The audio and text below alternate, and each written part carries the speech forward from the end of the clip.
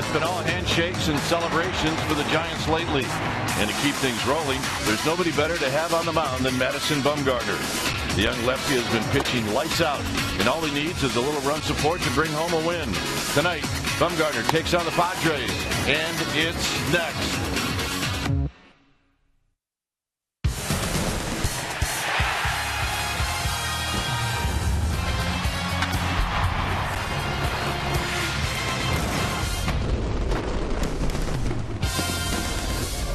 Monday Night Baseball here at AT&T Park. Our great fans filing into the ballpark as the Giants welcome in the San Diego Padres, Game 1 of this 3-game series. Hi again, everybody. I'm Dwayne Kuiper. Alongside me is Mike Krukow.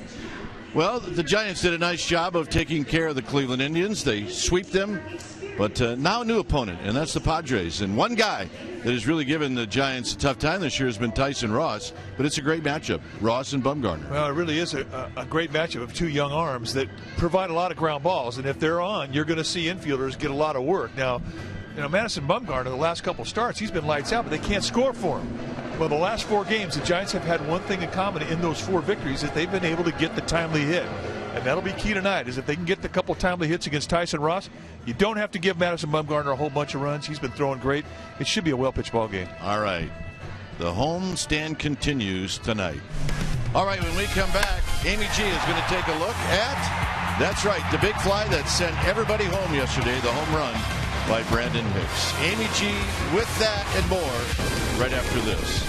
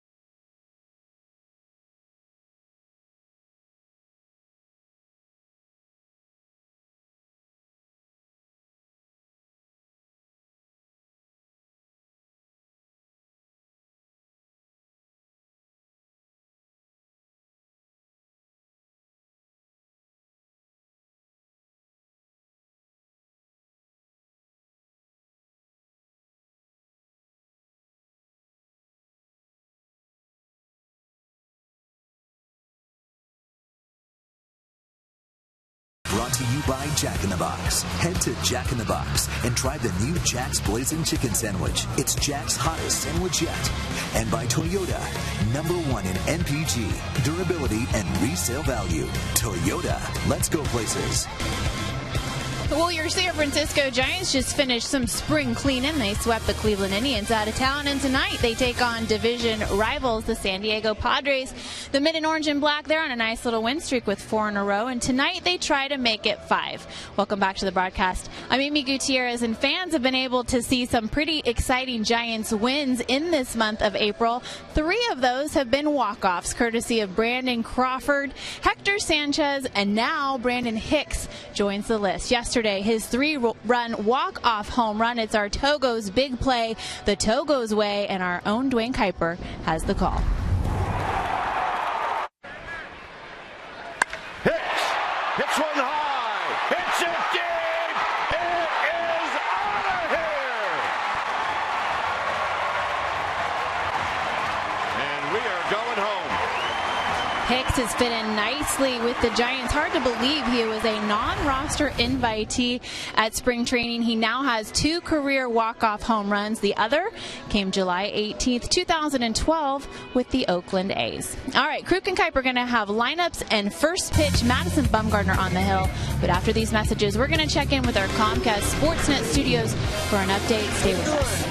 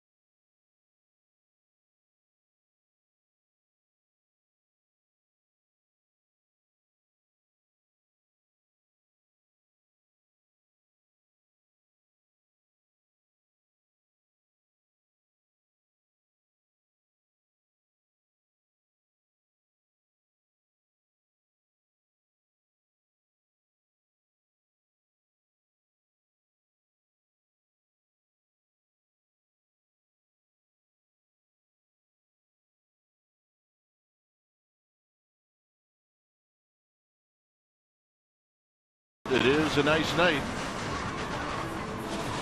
It is time for our game time weather, and it's presented by the Santa Cruz Beach Boardwalk. The admission-free boardwalk is open this weekend. 64 degrees here at the yard.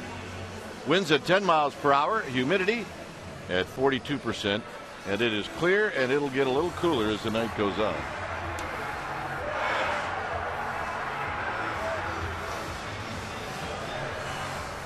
Madison Bumgarner on the hill, and the lineup that he'll be facing for Bud Black and the Padres. It'll be Everett Cabrera in the leadoff spot, followed by Cameron Maybin, who's just off the disabled list. Chris Denorfia, we consider him one of the giant killers. He's got a 7-game hitting streak, but more than anything, he just does well against anybody on the mound wearing a Giants uniform. Former Giant Xavier Nady, he will be the cleanup hitter. Then it's Medica, Amarista, and Rivera. Jace Peterson is going to hit in the A spot. He's one of their new young players. And pitching and batting ninth, the local kid from across the bay is Tyson Ross.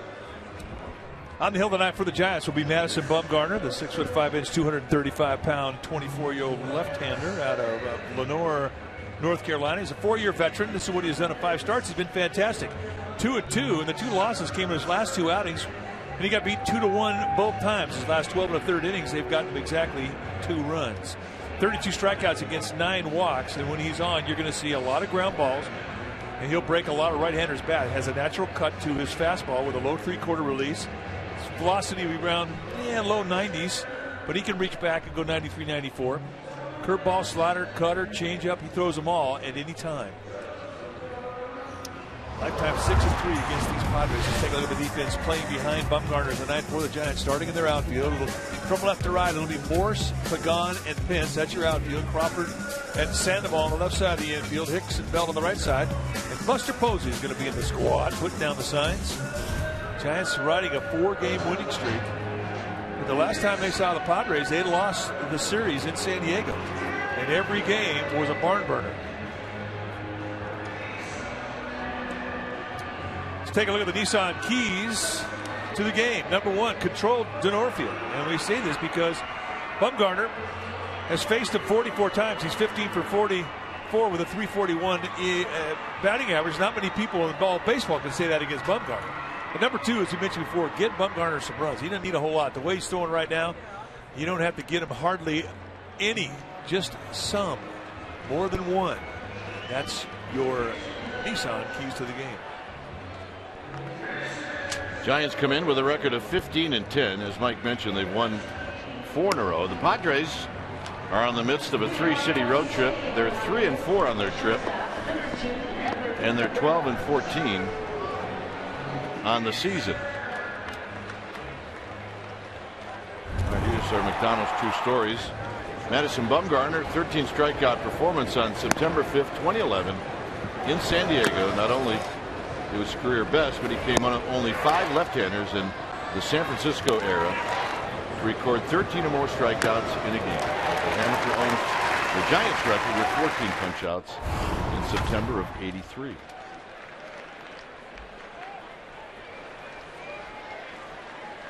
So here's Cabrera. Cabrera hitting at .301.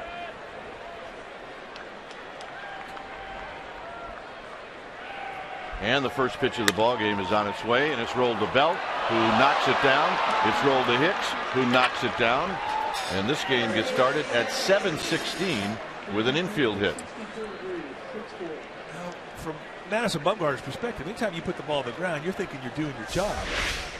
And you can see they had adjusted the defense just off the tip of the glove of Belt, just off the hand of Hicks. And sometimes base hits are just meant to be, and this was one of those times. Well, another thing too, Mike, is if Belt doesn't touch it, Hicks may get it.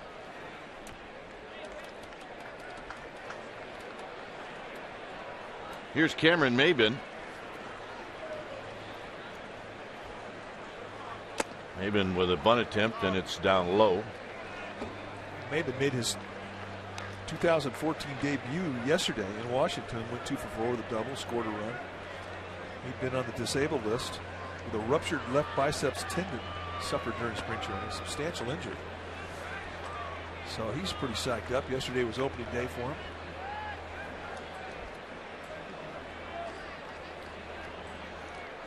Padres with a base stealer at first, and Bumgarner will check on him. Maben has never faced Bumgarner before.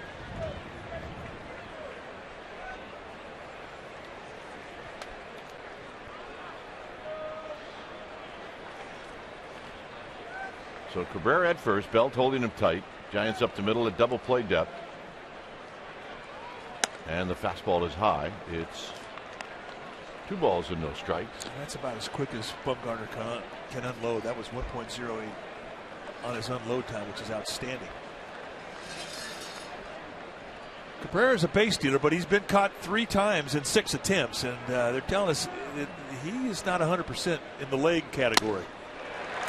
He's got some problems with the knee, and it explains why he's not running as much as we've seen him run in the past. But having said that, do not take it for granted that he's not going to run. You have to do a good job and hold him on, because he may go.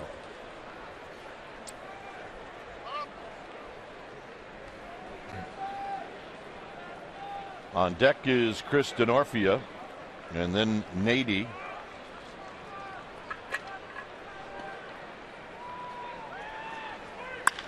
Hit high and deep to left. Morris with Cabrera tagging, and the throw is perfect. A lot of people don't know that about Michael Morris. I mean, he came up as a shortstop. You don't sign a professional contract as a shortstop unless you have a good arm, and he just showed you how good it is. And I think he just impressed Everett Cabrera. Just a one-hop seed right to Hicks, and Everett Cabrera has to go back. Perfect throw. So here's Denorfia.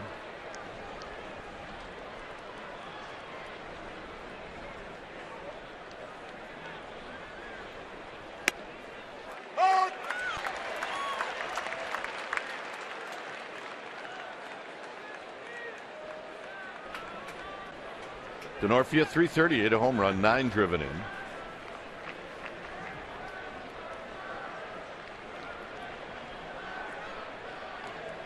What Cabrera did, Mike, and you can only do it once in a while, is if you're that runner at first and that ball is hit on a line where the outfielder is going to catch it and second base is in that line, you can go halfway and judge where the throw is. If the throw's a little bit off, you just keep going. And that's why the importance of Morris making a perfect throw. Because Cabrera was going to go if it was offline at all. Well, it indeed was a perfect throw. He goes. Posey's throw. Not in time. Tagged a bit on the backside, and that's stolen base number 4. Well, Buster Posey's going to come walking out a little bit, and he looked over at Bruce Bochy. They're going to check this. Posey thought he had him. I mean, that's a perfect throw. And I'll tell you what, I mean, that's close. Yeah, you can't challenge that one. No, that's one you wouldn't challenge because it's too close. It might even be just a tie. If they got him, they got him by the length of a finger. And that angle right there is probably the best shot we had at it.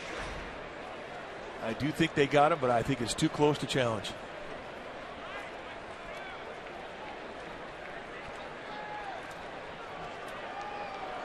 Yes. 2 strikes on Chris Denorfia is not an automatic. Look what he hits with 2 strikes. 439, best in the major leagues. Got him. Except that time.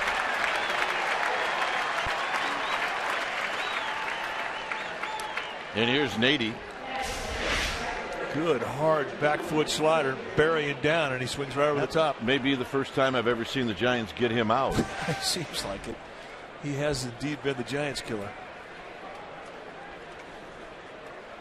Here's Nady hitting 156, 3 big flies, 4 driven in. You can see his numbers against Bumgarner, 2 for 12.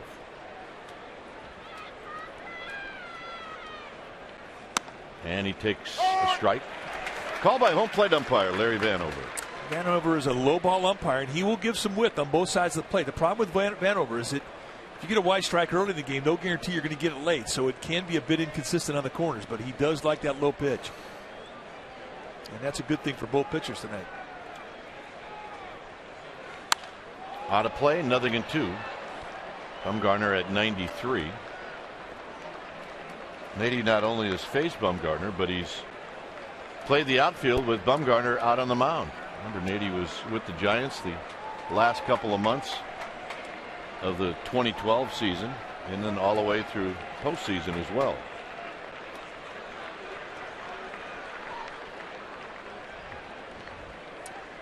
And he's turned out that he's a good guy to have in the clubhouse, and was not in the major leagues last year, but back this year. Good teammate. And that almost nicked Nady. It's 1-2.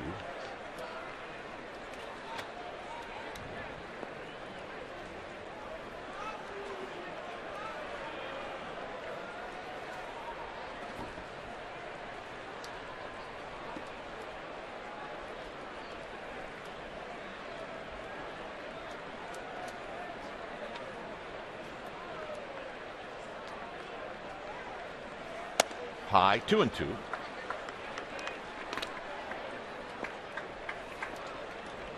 Good view. Right down the first base line. There really isn't a bad view in this place.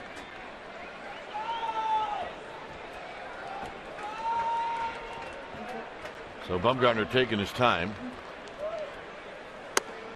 And now 0-2 to 3-2. And he tried to get after that back foot, the same pitch he struck out Chris D'Onofrio with. And Nady spit on it. See Tommy Medica, the first baseman for the Padres, on deck.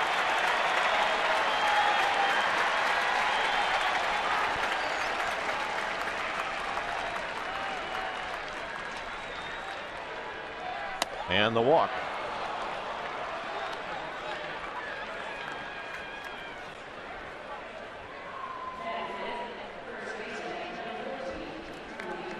So here's Tommy Medica.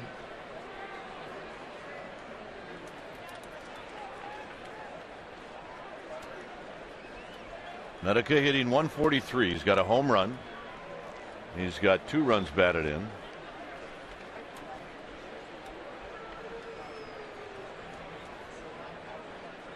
Recalled today from El Paso. He's a big swinger, and he takes the pitch down low. The starting second baseman for the Padres, Jeff Jerko, was placed on paternity leave. He and his wife are expecting twins. Well, Tommy Medica's got to be pretty psyched up about it. I mean, he's a San Jose boy. At the Bellarmine Prep, to Santa Clara.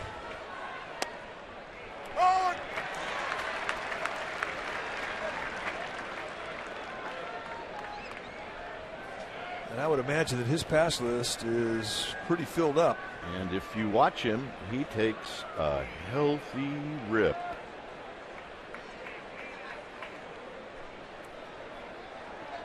He has not faced Bumgarner before. And Marista is on deck. And that pitch is in tight. So the last couple of hitters has been problematic for Bumgarner to get into the strike zone. Yeah, he doesn't quite have a feel of the ball yet. I mean, he's casting off his delivery, and it's pretty common for a guy in the first 18, 25 pitches not to get a real good sense of where every pitch he has is going to go.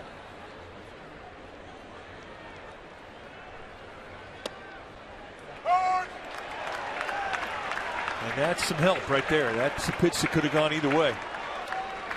When you're looking for strikes and you're trying to fight through a little bit of a problem in the first inning, you're going to take all the help you can get, and that's help. That was a ball.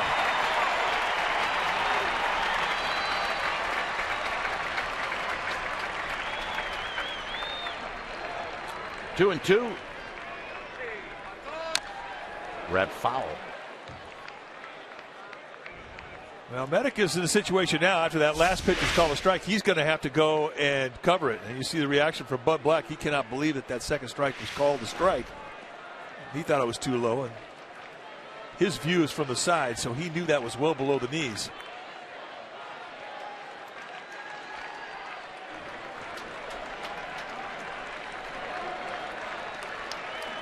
Two balls, two strikes. Foul down the left field line. A new bat for Medica. And you'll see that a lot from right-handed hitters against Bumgarner. The natural movement that he has on his fastball is cut, and it's just movement that's very subtle, but it bores in on the hands of right-handers. And you'll see Bumgarner try and establish that side of the plate the first time through the lineup. And that last pitch was a Bumgarner special. Go back and take a look at the second strike that was called. You see how low that was. Medica rubbernecked to Vanover, and then he immediately looked over to Bud Black for some help, and that's when Bud Black started chirping.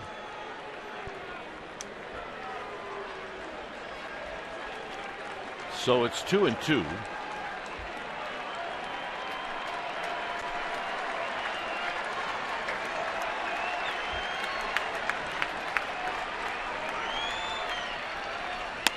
And now it's 3-2.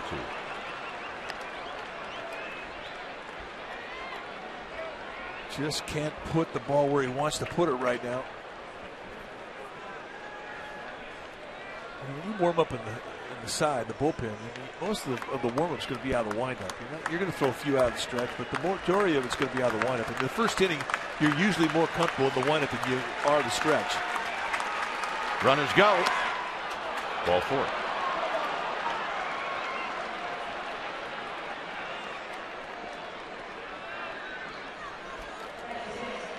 So here's Amarista. Amarista hitting at 180, a home run, 4 driven in. Of course, this strike zone is a little smaller than Medica. Yeah, he's about 5'7", 5'8", maybe, with his spikes on, standing on concrete. And he is in a horrible slump.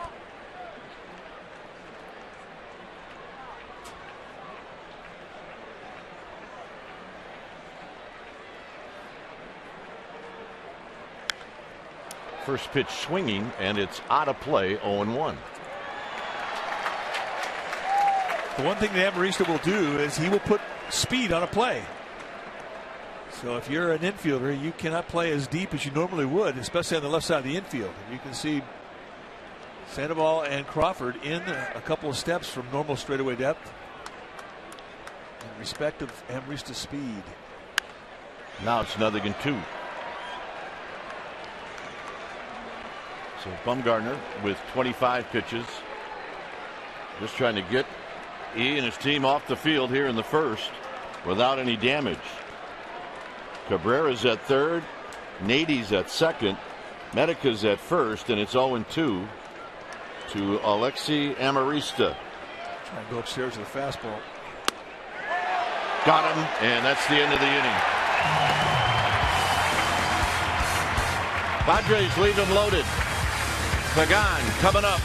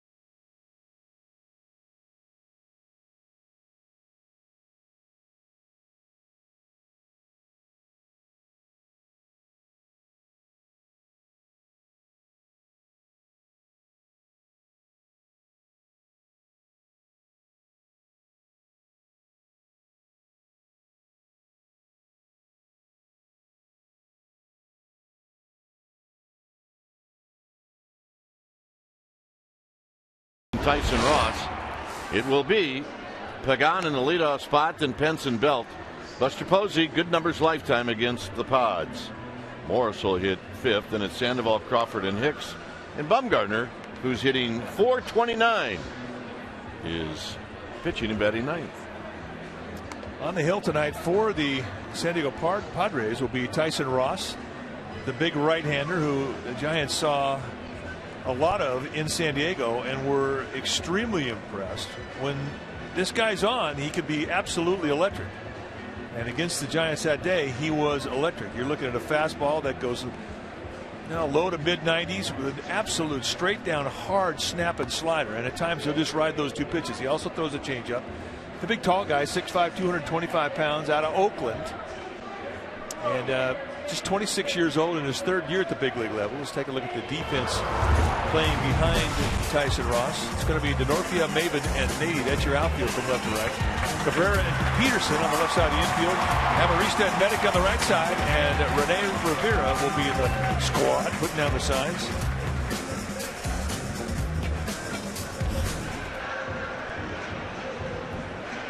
Last start against the Giants in San Diego, he went 8 innings, 4 hits allowed, 1 walk, struck out 9. And really there wasn't a whole lot of loud contact against him. However, his last outing in Milwaukee, he didn't get out of the 4th inning. I beg your pardon, he went 6, but he gave up 5 runs and got hit around 9 hits in that outing. So that's the type of inconsistency you see with the young arm, but he can be nasty. And Pagan takes down low. Pagan, in that start against Ross in San Diego, led off the ball game with a double.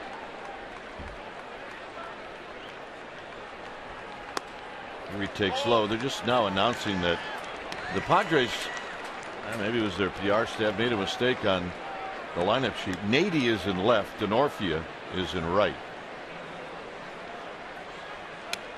To the backstop, 3-0. See the delivery with Ross, 3/4 release, but he's a very upright finish, and for a guy who's 6'5", and he has a high release, and he doesn't have a lot of bend in his follow-through, he's going to develop some tilt. So if he can establish the knee-high location, he can be very nasty, but that's the big if.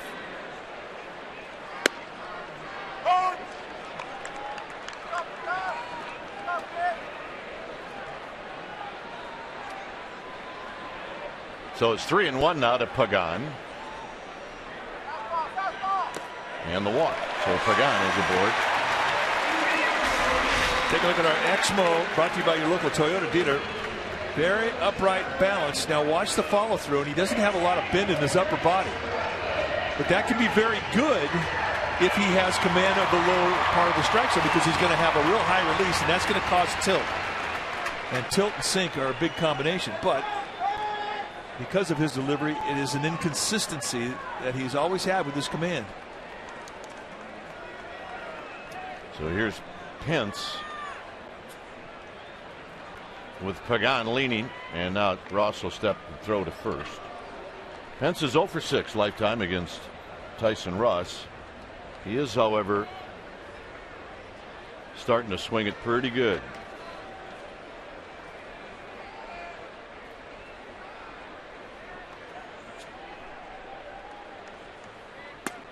And a breaking ball for a strike. Against the Indians, 4 for 11 with 4 RBIs and a walk.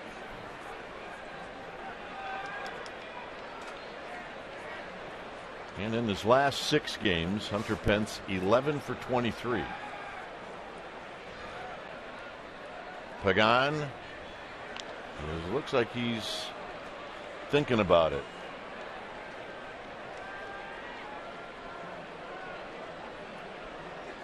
Now, because of Tyson Ross' ability to throw the ball on the ground, I bet you're going to see Bruce Bochy move the runner. Yeah, it sure looks like it.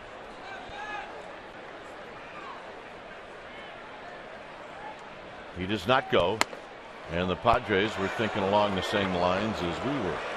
And that's the way they used to teach it in the Cubs organization. When I first got into organized baseball, they taught our catchers that if you call a pitch out and they don't go, throw it to first.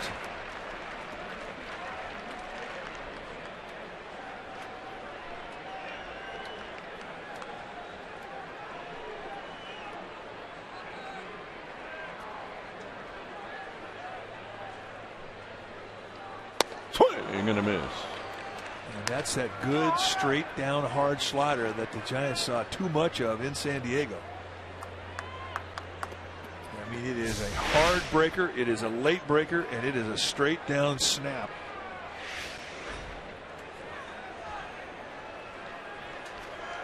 That's over.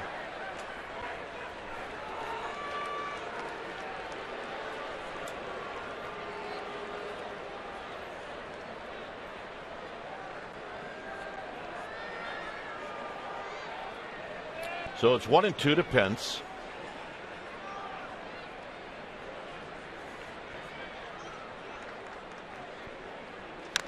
And Pence just got a piece. So he lives to see another pitch. That's pretty good. Fight him off right there. That was another nasty slider.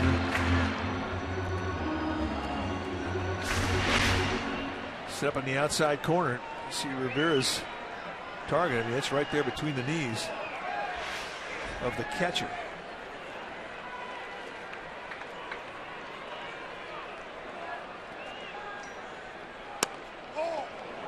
Two and two.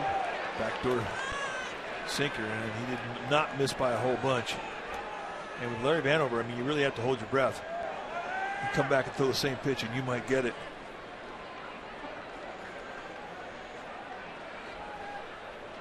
Going outside with the fastball again. Pence hits it on the ground. Could be a pair. 6, 4, 3.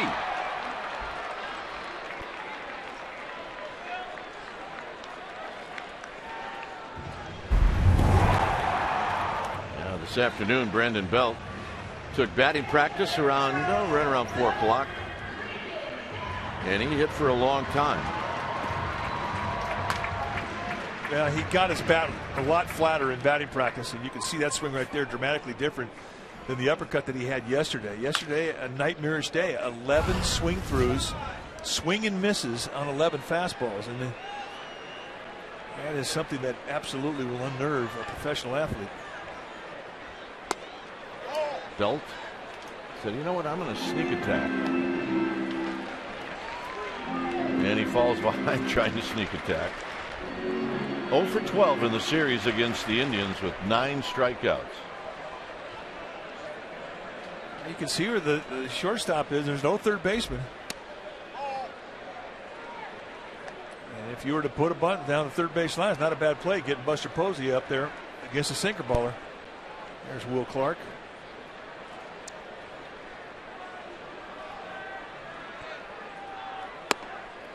Two balls and a strike.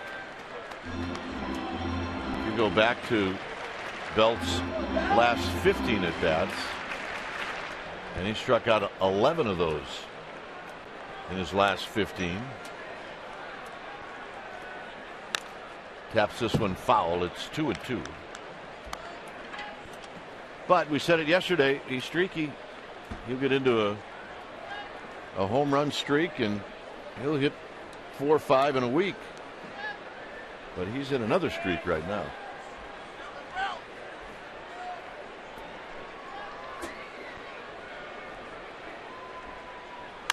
It's this one on the ground to Medica, and that'll end the inning. With the help of a double play, Ross. A nice inning. Second inning coming up.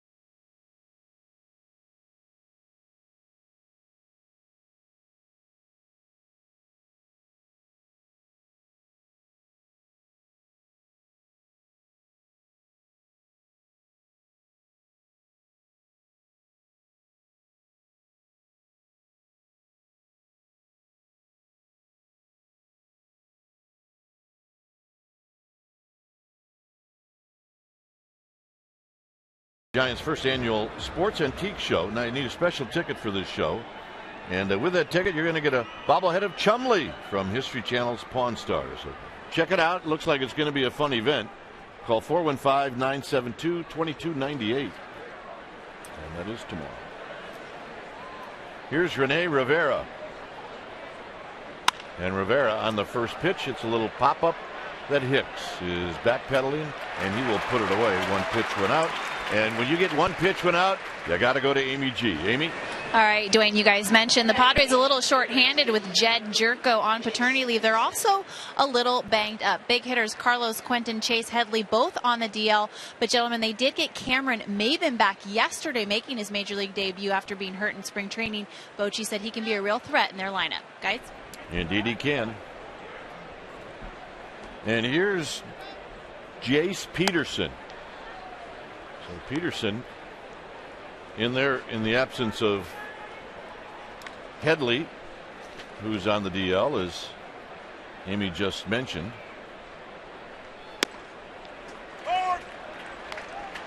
Peterson can play both the infield and the outfield. He's never faced Bumgarner before, as he follows this one out of play, and he got called up from Double-A. Picked up his first career hit on the first pitch he saw from Steven Strasburg. So you know what? Get your first hit off of a knuckleballer like Strasburg. Gotta be feeling pretty good. Yeah, that's softballer. Yeah, well, who'd you get your first hit off of? Oh, that's Steven Strasburg. You have a tendency to say it really slow when they ask you who'd you get your first hit off of? 2 balls and 2 strikes. My favorite story is Mike Lacoste, his first home run in the big leagues off of Dane Org. And why is that so significant? Well, Dane Org wasn't even a pitcher. He came in a game the Giants won 18-1 against the Padres, I believe, and Lacoste was the winning pitcher that day. And we gave him a lot of grief. And I think in that game, Morris will give chase. Watch out for that mound when it's out of play. Mike Woodard hit his first big league home run off Dane Org, so we were giving these guys grief, and it was kind of went this way. It's going to be great when you tell your grandkids if they ask you, Grandpa, did you hit a home run? Yes, I did. Who'd you hit it off of? Dane Org. Who? Dane Org. Well, we teased him for 5 days, and then Mike Lacoste's next start against Tom Browning, who was a 20-game winner for Cincinnati, he takes him deep. He didn't have to say Dane Org anymore. He did not, but Mike Woodard did. Little fist job. Crawford off the tip of his glove. So Pearson with a base hit. And that'll bring up Tyson Ross.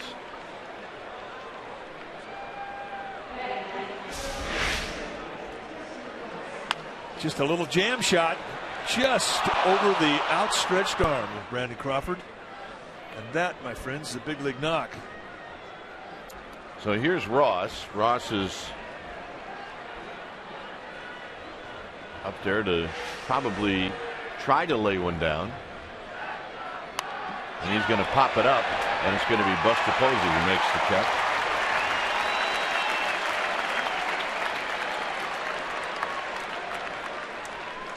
And with 2 outs, that'll bring up Everett Cabrera.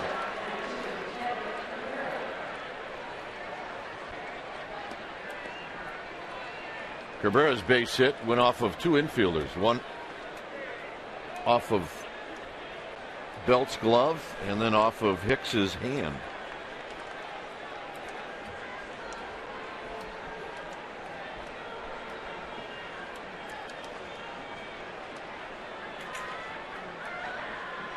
And sliding back is Jace Peterson.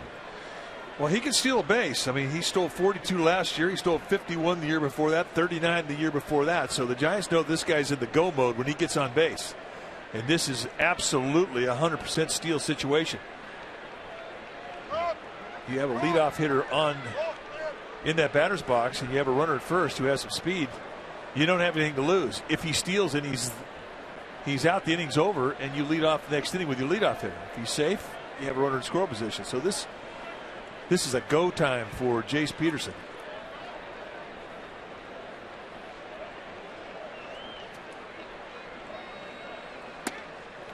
Belt high strike, and it's 0-1.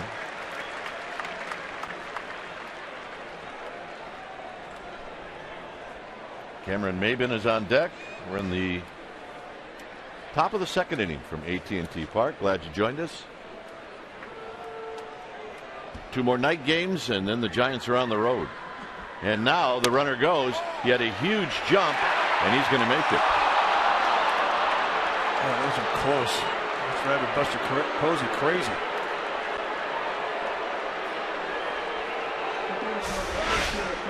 A quick delivery, and Bumgarner did his job. Very close, but called correctly.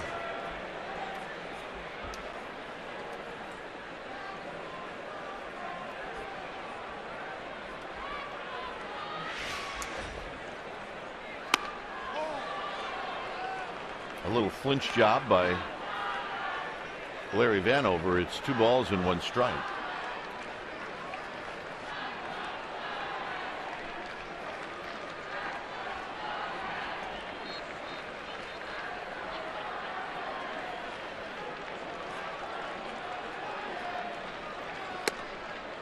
Three and 1.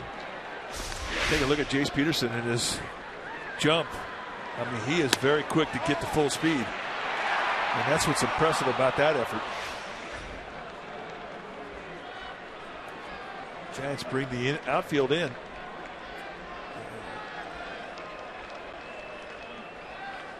Respecting the speed of Peterson.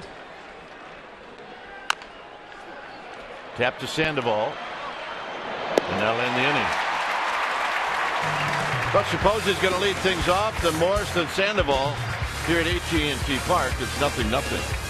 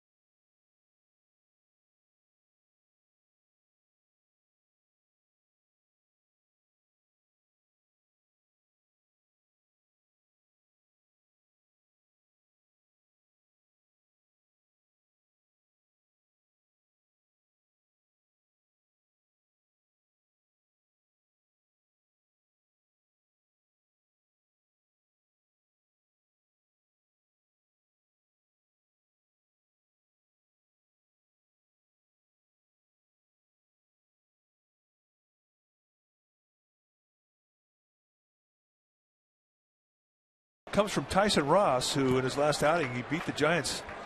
He said, "I'm an East Bay man. That was a lot of fun. I grew up an A's fan, so that rivalry is definitely there. The Giants were the rival at heart for me growing up." And that's our Geico quote of the game. This is a strike to Buster Posey. Hitting .238. He's got 5 home runs, 11 driven in.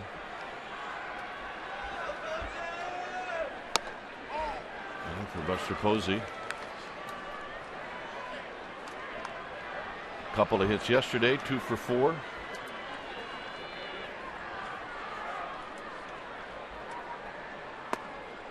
He got a big base hit to open up that 9th inning off of Cody Allen.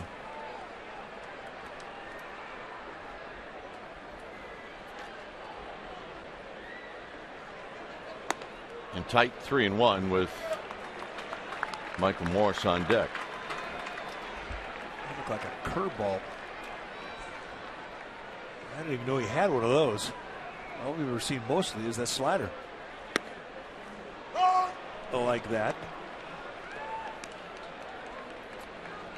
It's a nice mistake. They set the target outside and it went on the inside corner. Kind of a front door slider. And he shoots this one into left field for a base hit. Starting to find some holes. Work the count full. Here's a 3-2 hanging slider. Right above the belt, and this is a pitch that he is not going to miss. Throws it right out to left field, so just like that, Ross is right back in the stretch.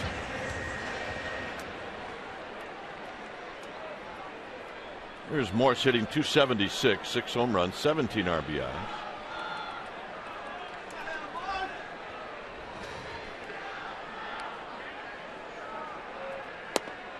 A little low and away, 1-0. Good pitch. Morse faced Ross one time in San Diego. He was 0 for 1.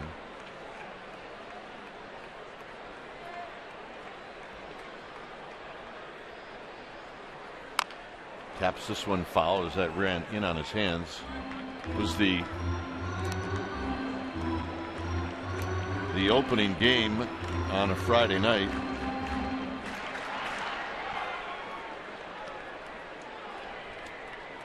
And Bruce Bochy started Gregor Blanco in left field that night.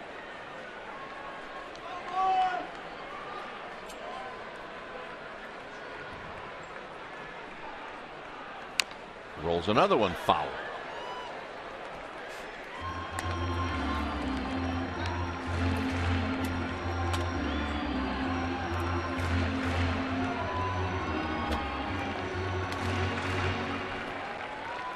Well, he really crams those hands down on the end of his bat. Laps 2 fingers of his right hand over his left hand. Not many guys do that. Taps this one to third. They get the out there, and that's all they'll get. So Morse reaches on the fielder's choice. And here's Sandoval. And Sandoval's been showing signs of coming out of his slump.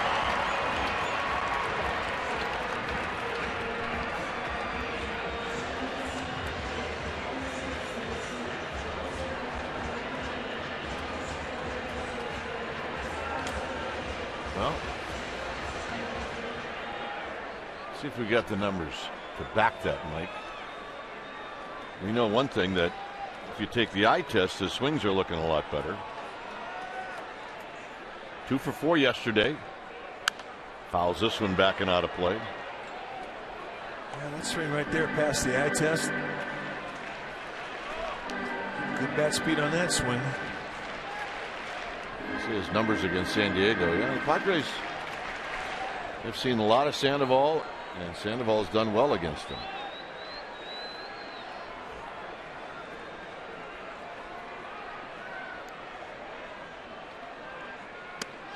Inside corner, and Ross gets the call, 0-2. Dusk at AT&T Park. Beautiful. Weather could not be any more perfect, and it's supposed to get hot tomorrow and Wednesday.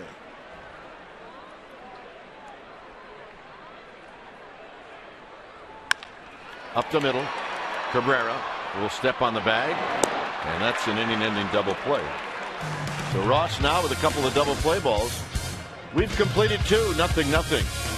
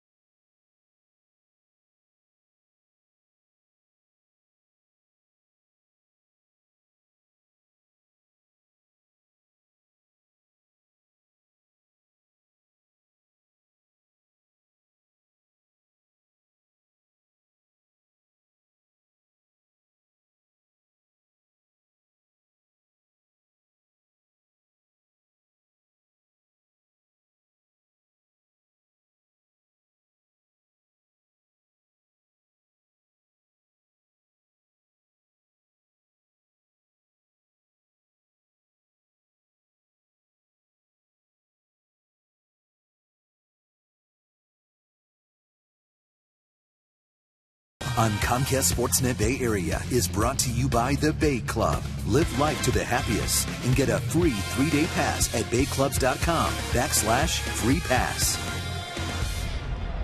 No score. Third inning. Cameron Maybin's going to stand in. It'll be the 2, 3, and 4 hitters for Bud Black. Maybin hit a ball pretty well to the left. That was tracked down by Morse. So he's 0 for 1. Very, very good defensive player. Well, you're right. I mean, he's a big shot in the arm to have him back in the lineup for the Padres. You can see. Who we got down the third base line? Is that Ken Walling? That is Ken Walling. No, it's Don Rohde. On the first base side today, there's. You can tell as soon as he starts smiling. Yeah, it's one flap up.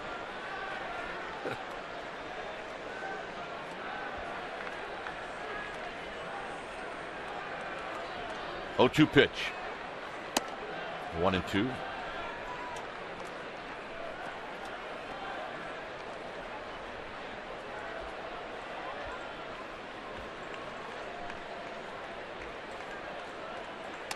Two and two. Yeah, he's still searching for that release point, and right now the breaking balls just are not there for him. He doesn't trust them. Mechanically, he can be in a better groove than he has been these last couple starts.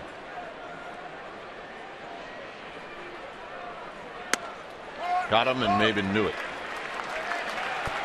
Time to log on to csnbarea.com and decide the player of the game. Your vote counts. Winner will be revealed during Giants postgame live. You can follow the action on the diamond like never before with enhanced Bloomberg stats. Giants in-game live on csnbarea.com. Log on now and vote.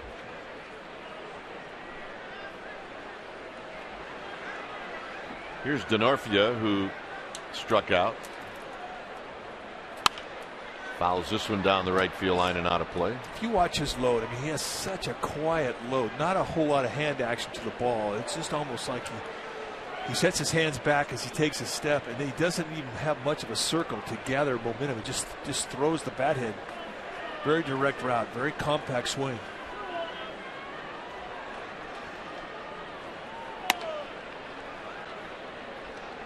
Well, we talk about how well he does against the Giants. He's doing pretty well against the league.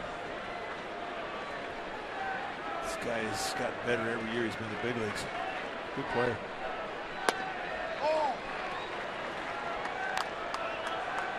Still can't get those strikes with the breaking balls. Pitch number 50 coming up. Well, ideally, you want to be about 45 at the end of the third.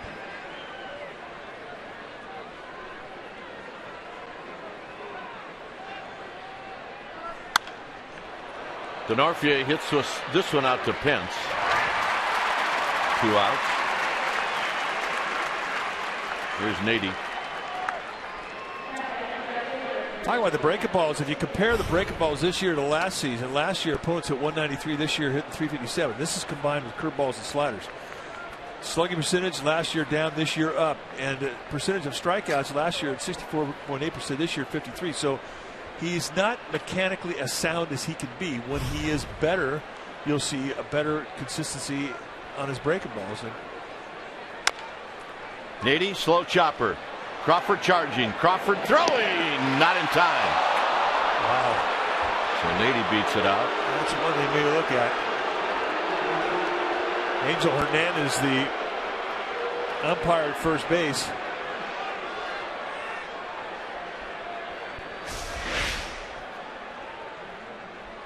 Crawford was playing deep, a little bit of a bobble.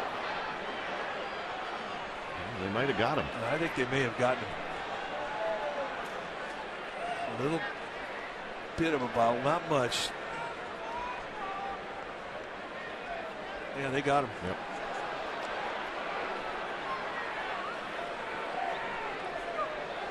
So now Vanover is going to go out and break up. And Bruce Bochy's coming out.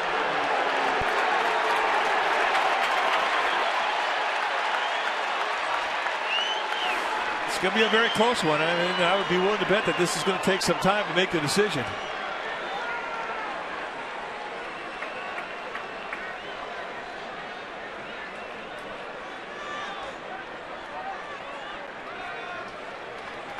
So they will go look.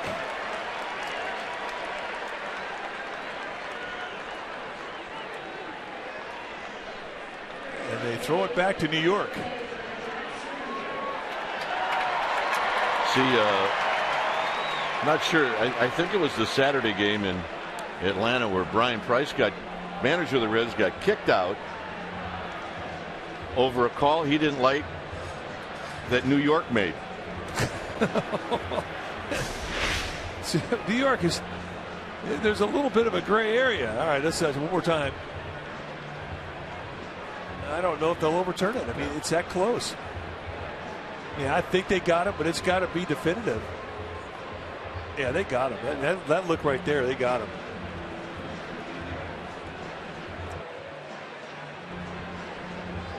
Yeah, they got him.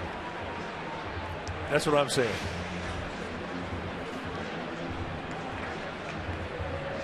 So it's hard for a manager to get kicked out when the guys on the field didn't make the final call. But what Brian Price said is, he said, look, we saw it on the scoreboard in Atlanta, and they got to play wrong. And he says, I just felt like I had to do something to show support to my team that they got it wrong. Well, if they get it wrong in New York, who do you yell at? He was yelling at one of the umpires on the field, and they kicked him out. And they called him out, and that'll end the inning.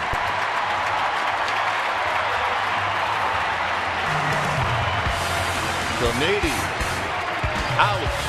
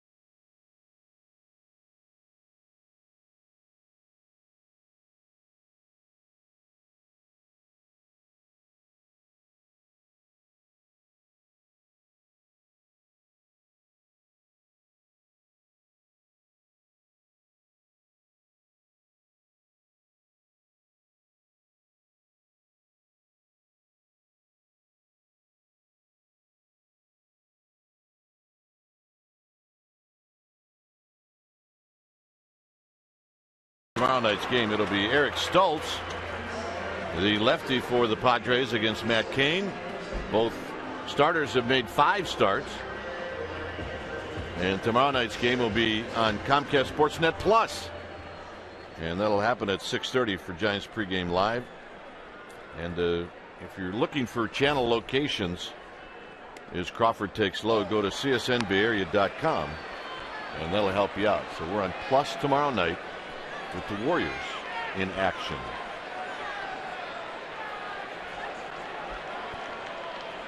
Crawford takes a strike.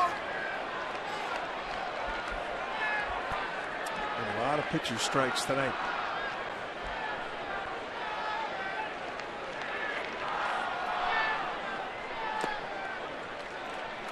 On deck is Hicks, the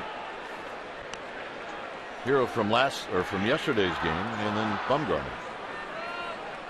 who is leading this team in hitting. Crawford fouls it out of place, 2-2.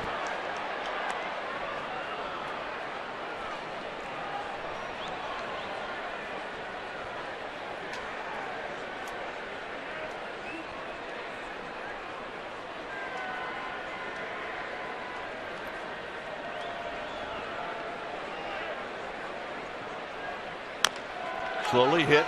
Charging is Medica. He will shovel it to Ross. 1 out. Well, Tuesday, April 29th is Chinese Heritage Night. Wow, that's tomorrow night. Presented by Great Resort Casino. Your special package will include a game ticket. See the Giants take on the Padres and a collector's edition Giants Year of the Horse figurine. To receive the Year of the Horse giveaway item, you need to purchase the special event ticket. Go to sfgiants.com/special events. Call in a hurry.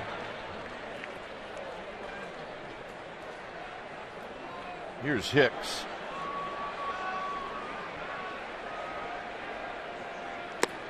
Hicks with 3 home runs, 7 driven in.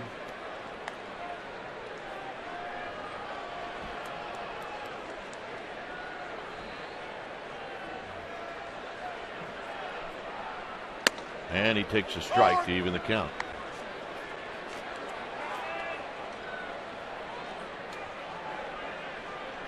Madison Bumgarner on deck. Outside and low, 2 balls and a strike. Giants will have a day off on Thursday, and that'll be a travel day as they head to the south.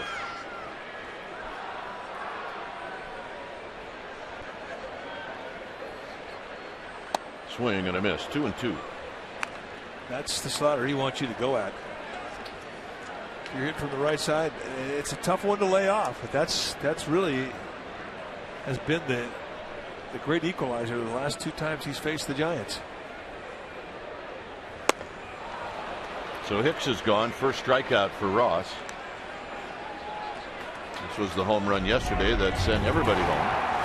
Well, you got a nice count, a 1-0 count. Here's a high 96-mile-an-hour fastball above the belt, middle in, and he does this. And for the second time in his career, a walk-off home run. Did it when he was with the A's. And this one here ignited 41,000 plus.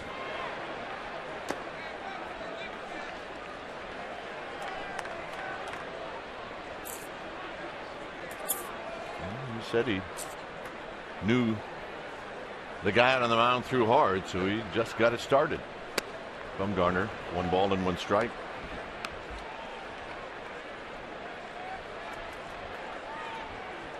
Tim Lincecum talking it over with David Huff. Huff on the DL right now with a quad problem.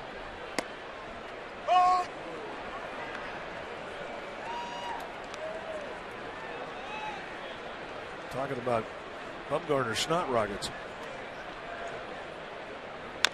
Yeah. The scouting report on that is get out of the way. Yeah. You put a dent in your shoe.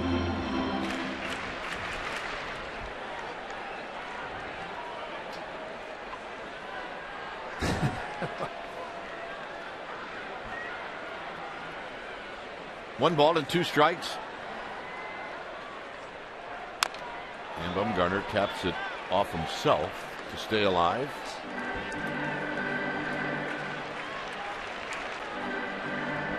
Brewers, when they faced Ross in his last start,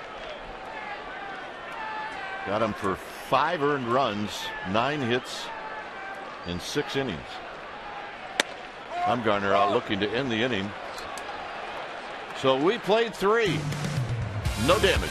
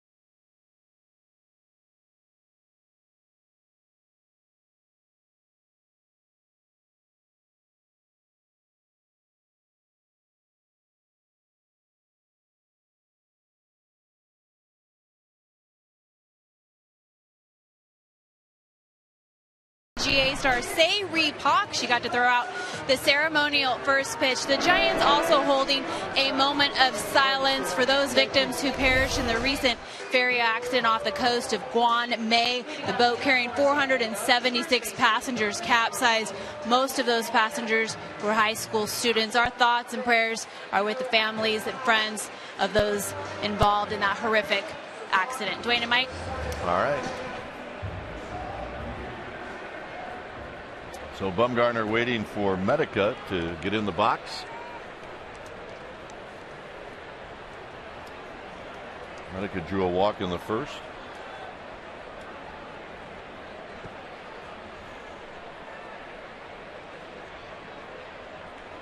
And he takes a big breaking ball for a strike. Yeah, that's a good curveball right there. I think it's a good thing to throw it. With the command that he has on the fastball, throw that breaking ball first pitch to get a feel of it.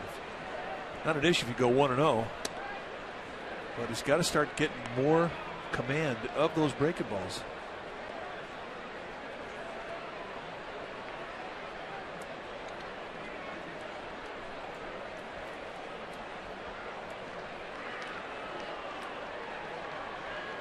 On the ground to Crawford as that ball gets on Crawford quickly, and he's not going to get him.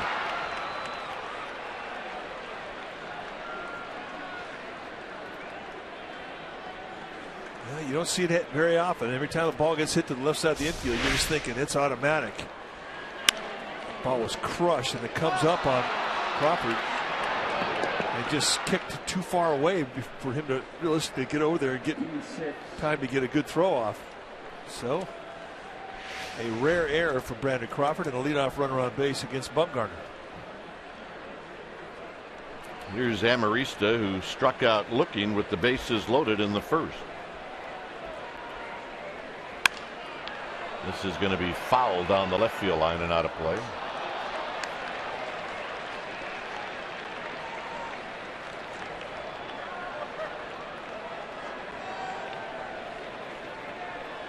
On deck is Rivera.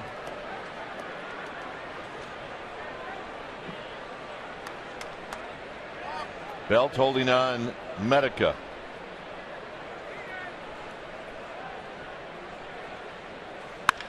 Hit into left center field. This is struck pretty well. Pagan on the move. Pagan's not going to get it. Bounces up against the wall. Stopping at third is Medica. And Amarista, who's really been struggling, is now at second base with a double. Now, right now, there's not a lot of wind in this ballpark, and it usually happens. Weather turns and starts to heat up. The wind goes somewhere, and it's not here. And against a ballpark without wind, this ballpark can get very, very small in a hurry. Opposite field carry, and he just simply hit away from the defense. Medica had to wait to see if Pagan was going to catch up to it, so really not a chance to score. Nobody out there, don't take a chance and send him. So here's Rivera with runners at second and third, and he smokes this one down the left field line. Coming in to score is Medica. Amarista right behind him, and Rene Rivera has just picked up his first two RBIs of the season.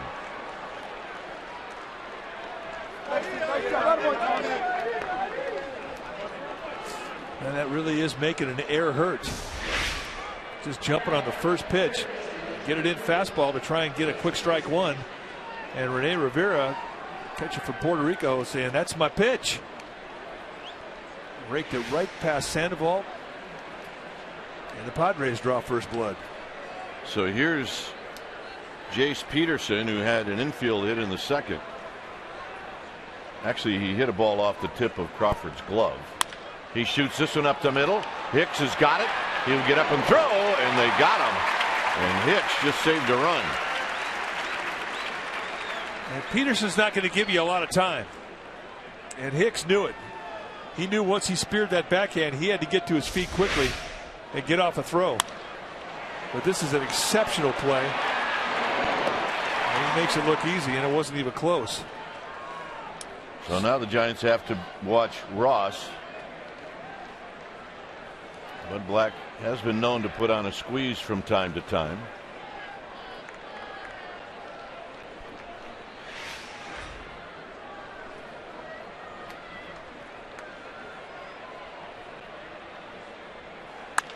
And a high foul down the right field line and out of play. Pretty good swing right there. I always thought a good thing to do in a squeeze situation like this is walk down about halfway between the mound and home plate and say to your catcher, if he turns around to squeeze, I'm going to drill him. Turn around, walk back to the mound. And it always worked for me. That's why I never thought about it.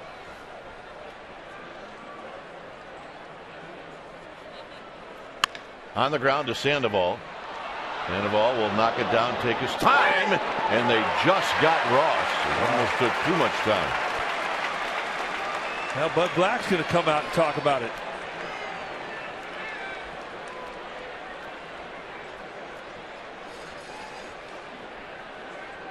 And he's going to give his clubhouse a chance to review it.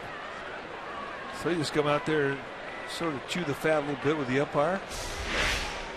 And this is what the Padres are looking at. Close play. I mean, that looked bang bang, meaning it was a tie. I don't know. But they're going to review it. Yep.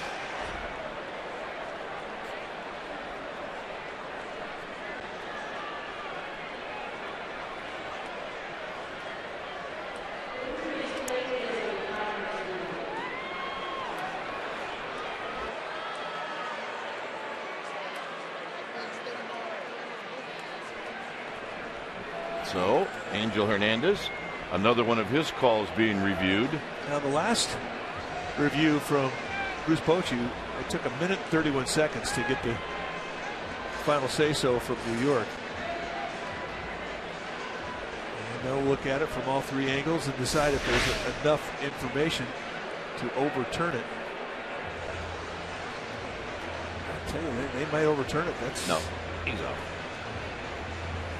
I don't know why they just don't call us.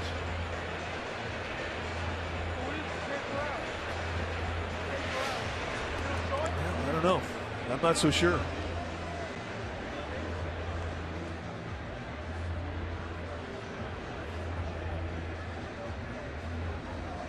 Larry Vanover signaling out to Madison Bumgarner. Go ahead and throw some more pitches if you want to.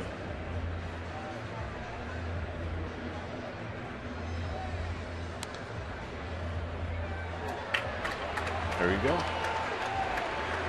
So Angel Hernandez is 0 for 2. Well, that's a huge play. Instead of having 2 outs in the top of the lineup coming up, now you have a first and third 1 out. And you have a lot of speed with Cabrera. Not only has he got to double up.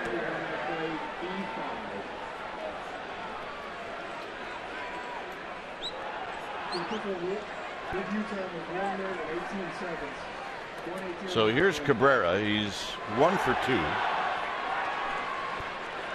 That'd be an air charge to Sandoval.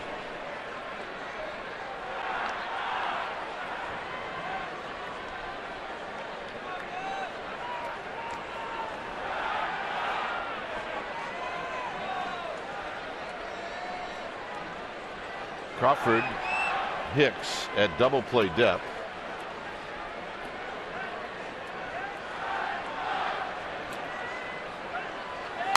Look out. One whistles into the seats. No balls and 1 strike.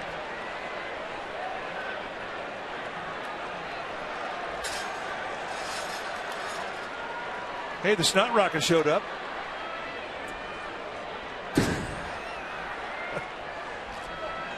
I love this place.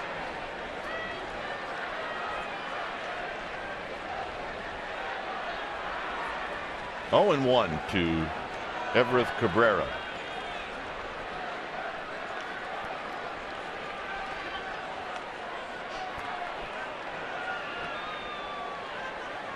You've got average speed at third. And what we saw from Tyson Ross, the pitcher running down the first base line, you have to say it's at least average speed. Above average speed for a pitcher.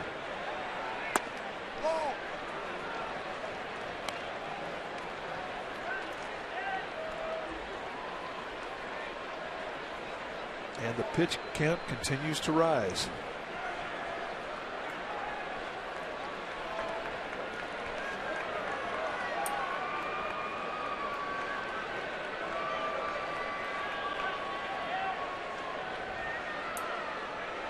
A ball and a strike to Cabrera. 1 ball and 2 strikes to Cabrera. That's what he's pitching for, the strikeout.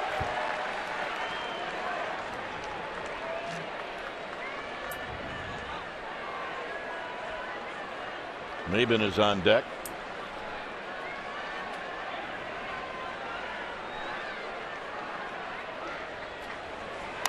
Foul back. I suppose he wanted the high fastball. He got it. That was the elevator.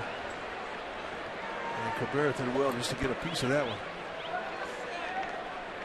And to throw a high fastball. Now it's going to go back down and back foot slider. I don't know if they'll try and wrap around that little curveball on the outside corner again. I think if they're going to go after him for a kill pitch, it'll be something hard.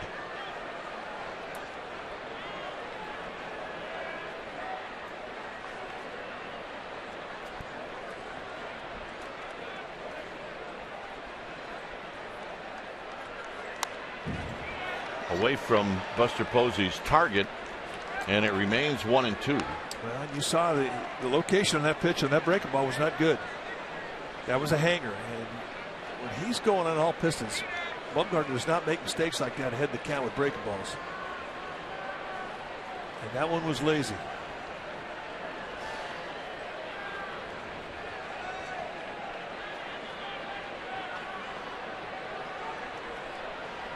One and two.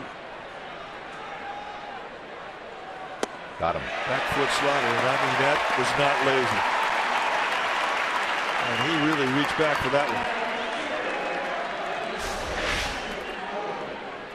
Hard slider. They set the outside target. It comes across the plate, so that may have been a mistake, but it was a good one.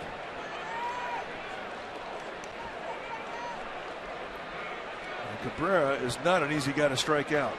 So here's Maben. Bumgarner right now trying to limit the damage.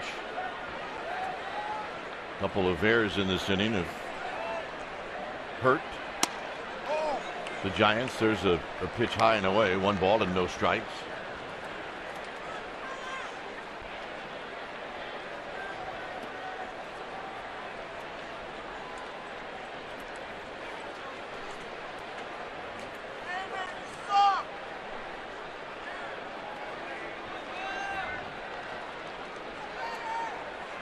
And tight. Now there's motivation here. There's 2 outs. And you look in the on-deck circle, and the guy that hits you better than anybody else in the Padres is Kristen Orfia. They do not want to see him hit this inning. And if you're Bumgarner, you know he's standing over there. So this ought to be a pretty good pitch to hit. He's got to get in that strike zone here. This is not your normal, I have a base open and I can pitch around him situation. They do have a base open, but Bumgarner does not want to see the Norfolk come up this inning.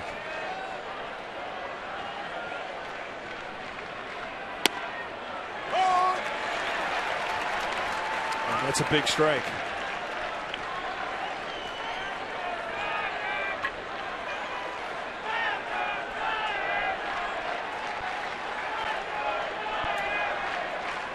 Two balls and a strike.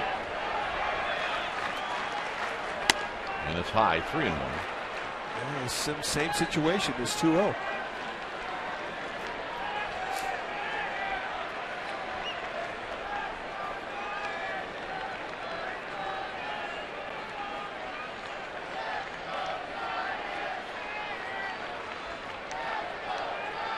Bumgarner. The pitch. And the walk.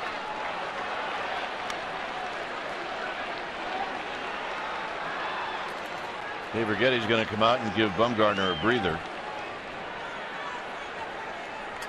Well, he's had a lot of stretch time tonight. And Bruce Bochy and Dave Righetti know that this is a huge point in this game. Down 2 runs. And a chance for the Padres to really stretch it out here. And they've got their best hitter against Bumgarner coming up.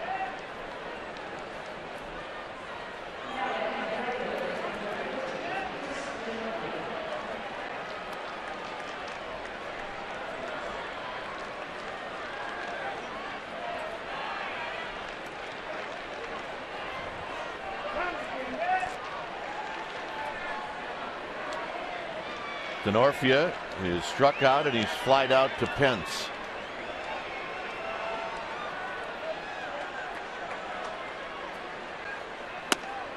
Right down Broadway, and it's no balls and one strike.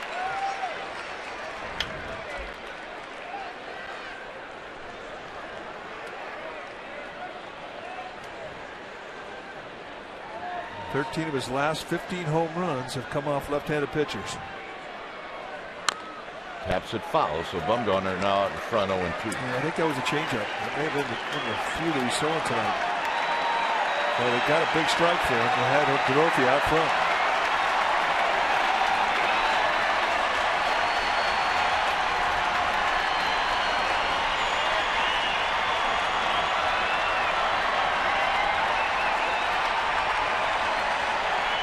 Two runs in, 0-2 count.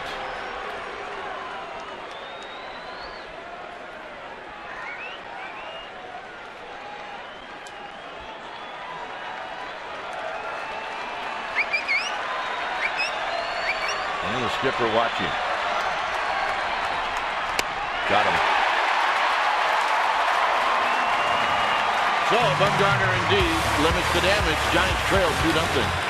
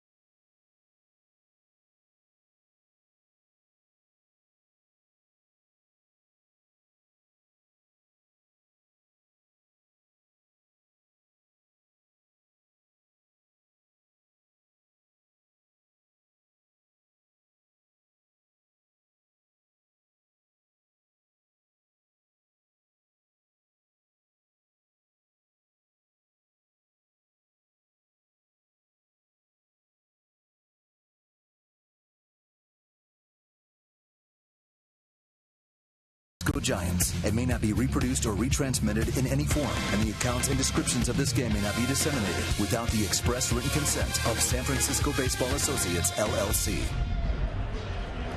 Well, check out Filipino Heritage Night on Monday, May 12th. It's a special event. You need a ticket for that special event. And with that ticket, you're going to get a collector's edition Filipino Lucille bobblehead.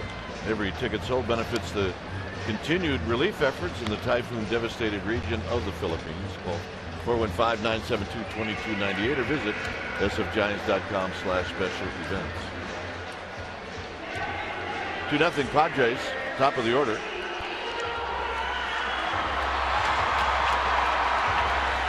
Pagan, Pence, and Belt.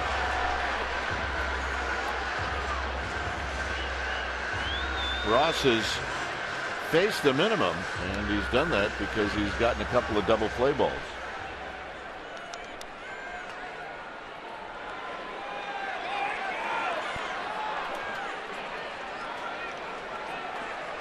One of the strengths this team has had is the adjustments they make the second time they see a starting pitcher.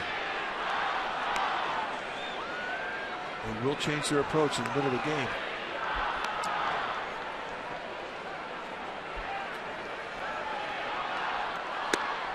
Two 2-0 to Pagan.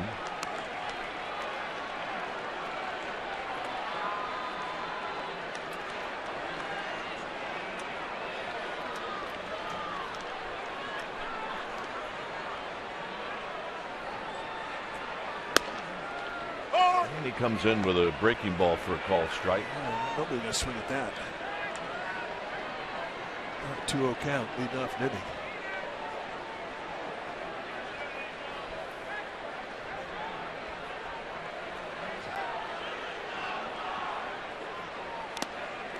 3-1. Giants will take a base runner, Pence to follow, and then Belt. Giants had to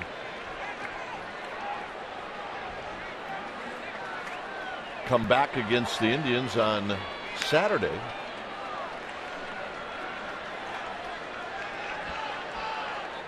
Indians came back on the Giants Sunday. And Pagan out of play, 3-2, but then Hicks hit the home run in the 9th inning. Good start for Vogelsong yesterday. Oh, fantastic. 7 strong, 2 hits allowed, no runs.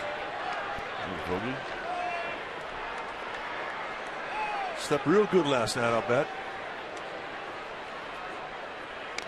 Pagan taps it foul to stay alive. Now we saw Tyson Ross throw that slider to 2-0 count, so he's obviously not afraid to throw it to 3-2, and there it was, and it was a good one. Basically been a 2-pitch guy. If he's throwing a changeup tonight, I don't remember it. It's been fastball, slider. Fastball with lots of sink.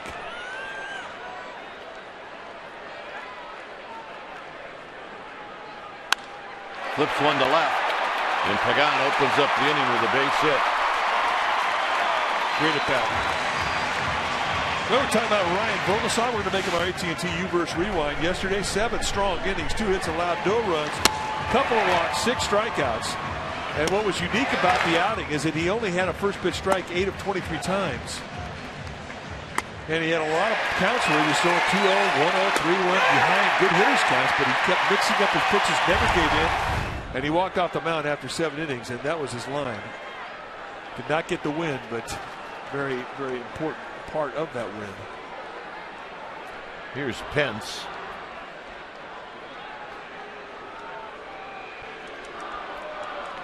Pence bounced into a 6-4-3 double play. Bruce Bochy.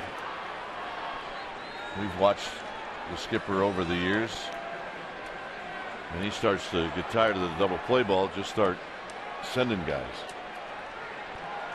certain guys. And it's low, 1-0. And if Pence swings at that, guess what? It's beat into the ground, probably a double play if it's hit right out of midfielder. The one thing about Tyson Ross, I mean, and it really does serve you if you're a sinker baller. He has worked a good delivery out of stretch. He's very quick. So it's not an easy delivery to get a good jump on and try and steal a base.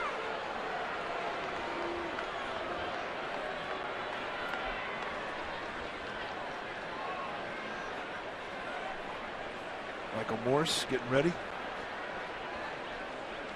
He wants to hit this in.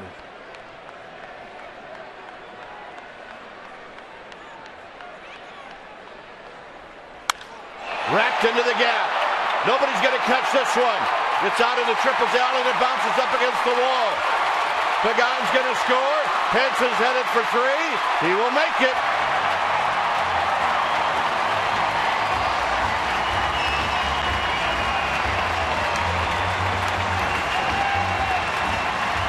And it's a 2-1 game with the tying run at third. Well, how do you hit a sinker ball? You make him get the ball up, and that's exactly what this ball was, above the belt. And since he's been hot, how many times have we seen him go to right center? A lot. And the Giants catch a break and stay in the yard. So an easy score for Angel Pagan and an easy 3-bagger for Hunter Pence. And Michael Morse digging it. So now Belt will hit with Pence at third, nobody out.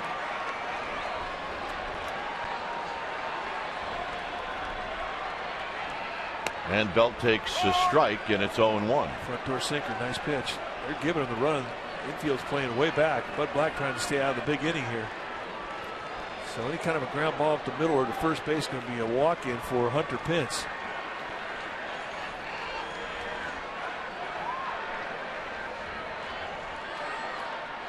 Belt fouls it back. You got a pitch in on his hands. It's a big at bat for this guy. The day that he had yesterday, horrific. Looking for confidence. A hit here or just a ground ball that gets that run in and this ties his score would be huge in bringing some confidence back to him.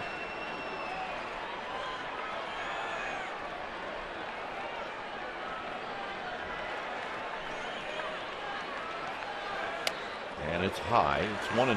It's likely the Padres are very aware of the weekend Belt had. All of baseball is. Shutdown innings, Ross has not done a good job. That includes this one. The National League average is 75%. That means trying to throw a zero up after your team scores for you. And he's only been able to do that 38% of the time. That's not good. Knocked down by Rivera. It's 2-2. Tell you what, that was not that far from the strike zone. No. If Rivera hangs on to it, they may get it. See the positioning with the outfield. They give Brandon Belt all of the line of right field. Really choke off that gap in right center and bring Maven, the center fielder, over towards the left center field gap. So they're bunched in the middle and giving the lines on both sides.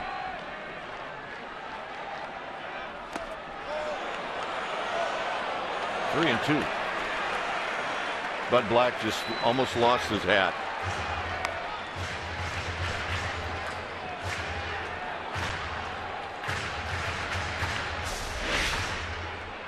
All right, did he go? No. Bud. That's an old pitcher. 3-2 to Belt.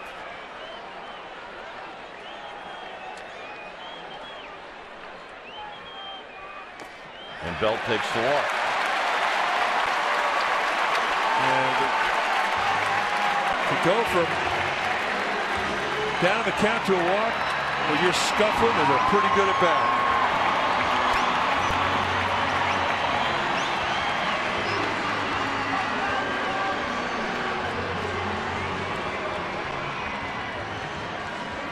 So here's Posey.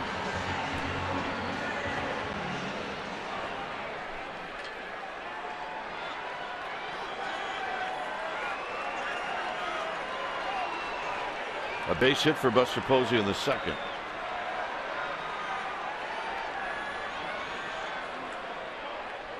And he takes a strike, and it's 0-1.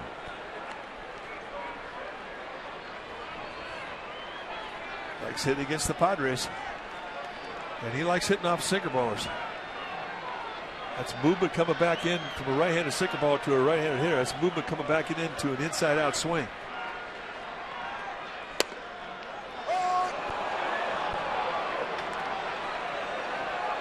Buster Posey not in agreement with this one. Definitely a pitcher strike.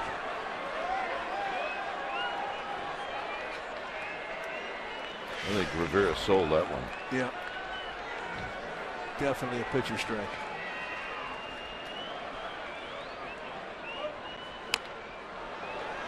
So they go on the inside corner with a good hard sinker. And that's a good two-pitch sequence there, outside, inside. And Posey did well just to catch a piece.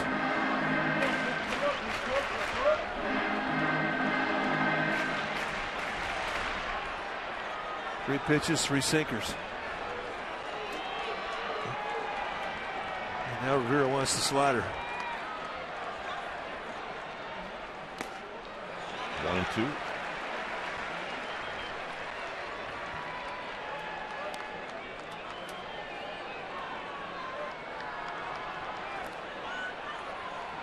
Pence at third, Belt at first. Pagan opened up the inning with a single. Pence a triple. Belt a walk. 1-2 to Posey.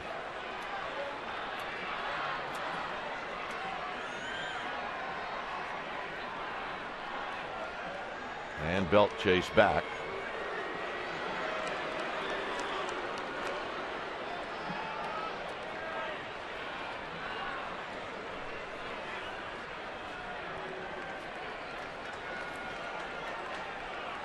.64 pitches now for Tyson Ross. See where Rivera sets up. They're going to go away to Posey. And it's low and away, 2-2. It looks like Buster Posey's seeing the ball pretty good off of him. Yeah, I agree.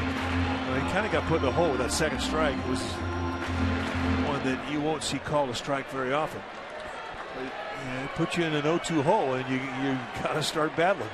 But I agree with you. He's seen it pretty well.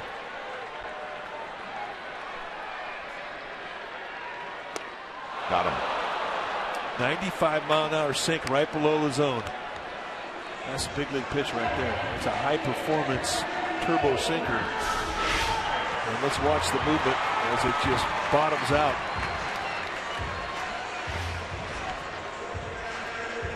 So here's Morse. Morse reached on a fielder's choice. That may have been the broadcaster's jinx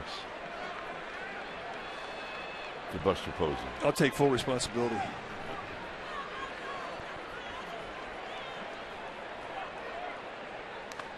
Blocked by Rivera. Belt's going to go. No play. Significant. That's a huge 90 feet right there. As that takes away the force of the double play.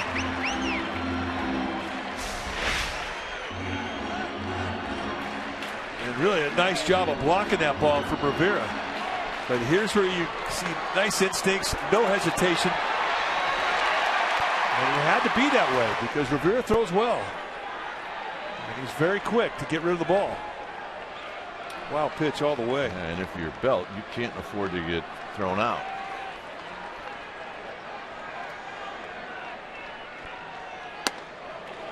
One ball and one strike. Get it in slider, steals a strike. With that wild pitch that put Belt at second base, it immediately turned this situation into a strikeout situation for Tyson Ross.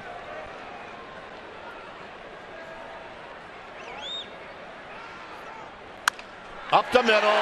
It's going to go through. Pence is going to score. Belt is going to score. And the Giants take the lead. What a difference that made on the wild pitch. Well, it changed everything. And Michael Morris just took advantage of it. And this is the one thing we've seen from him that we really are impressed. He's not just a guy up there trying to launch home runs. He will take swing out. He will go back up the middle. And here's the reward. 2 RBIs and a lead for his team. I mean, that could very well have been a double play ball.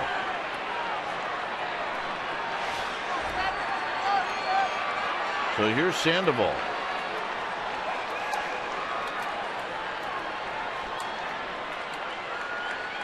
Sandoval drives it into left center field. It looks like Maben's got a beat on it. He does. And Sandoval's retired.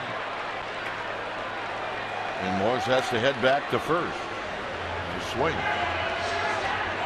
Here's Crawford.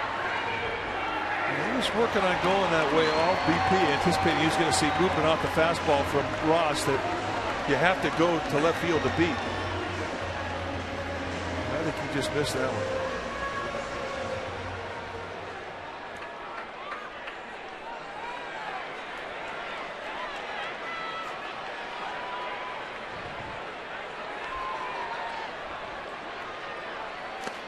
Down low to Crawford, and it's 1 ball and no strikes.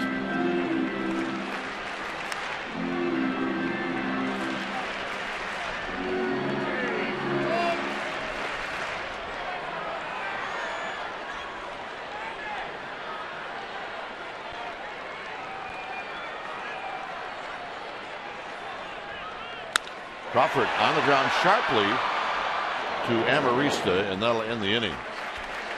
Well, the Giants come up with 3 runs here in the 4th inning. Couple of big hits. Pagan, Pence, Morse, 3-2 Giants.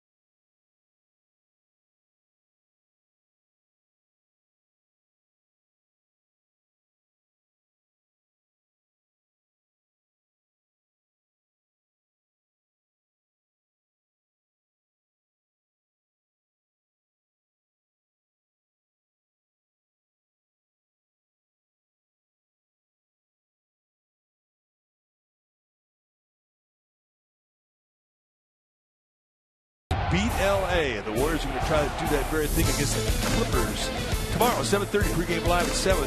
Playoff game number 5. Giants game will be on Comcast Sportsnet Plus with Giants pregame live at 6:30.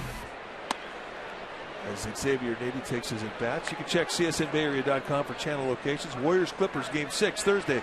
Pregame live 6:30. Game 7 right here on Comcast Sportsnet Bay Area. 1-0 to Nady. 2-0 to Nady.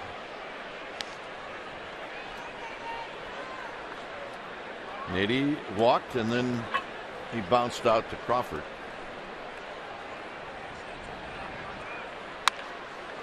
Off his fist to Hicks, and Hicks will make the play. All right, let's check in with Amy G. Amy. All right, gentlemen, I'm excited to announce we have a Buster Knows Squat webisode ready at csnbayarea.com. Buster and I talk about the time he's been spending with Will the Thrill Clark. And guys, he decides which teammate he would choose to babysit his twins. It's good info. csnbayarea.com. Buster Knows Squat. Dwayne. All right, here's Tommy Medica. I got to go with Javier Lopez. I think he's got good babysitter qualities. I'm looking at the roster right now. Let's check the lineup.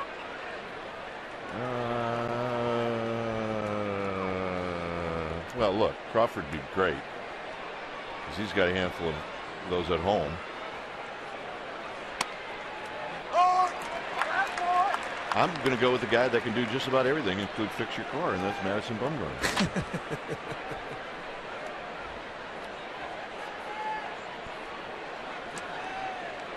Medica is 0 for 1.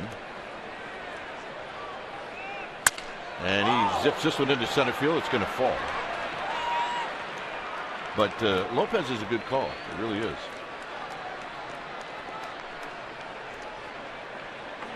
I don't think there's a whole lot that a baby and a toddler could, or young twins, 3-year-old twins, could throw at Javier Lopez that he couldn't handle.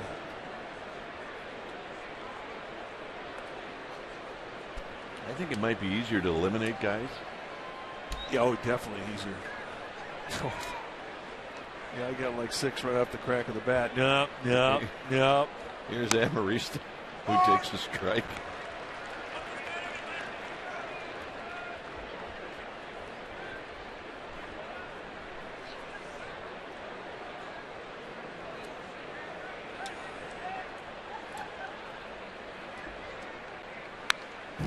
Amarista got the big hit in the 4th inning. He doubled into left center field.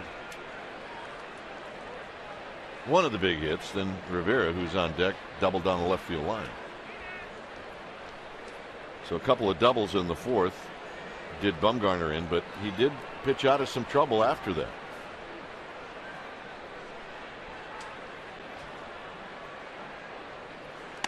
Up high, 1-2. A lot of stretch time tonight for Madison Bumgarner. He did have a 1-2-3 inning in the 3rd. But after that, it's been a lot of stretch time.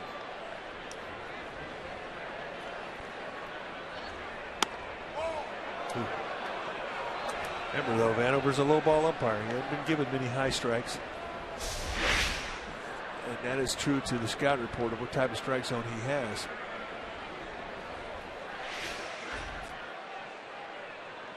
Two and two. Now 3-2.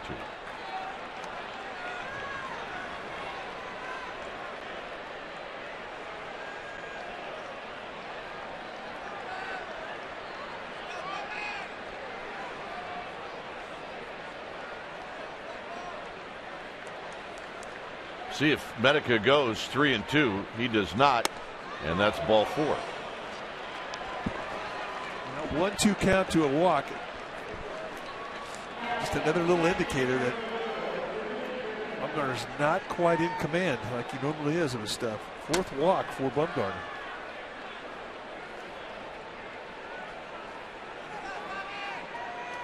And it just became a stress inning. Indeed it did.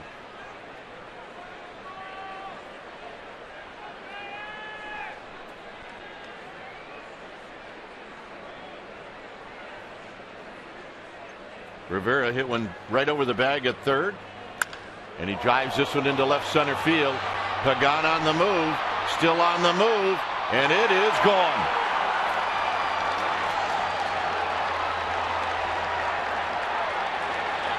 Rene Rivera has got all the RBIs in this game, and it's 5-3 Padres. Go figure. Well, it's baseball, and you can't figure it.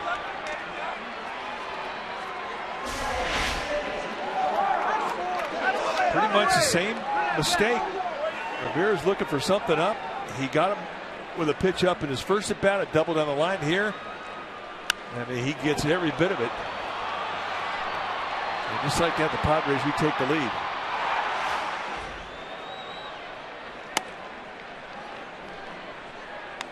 And Rivera is in there because he can catch.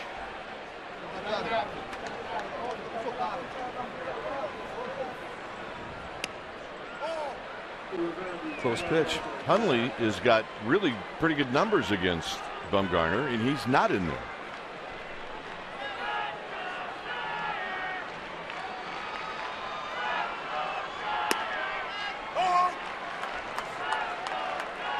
I think the second pitch of the sequence was better than that one, but hey, it's 2-1. That's probably what it should be.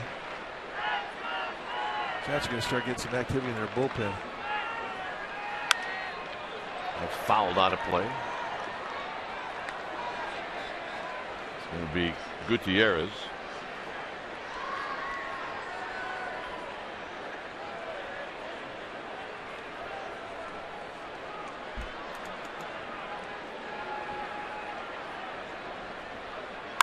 Hit up the middle and a base hit for Peterson. And that's his second hit.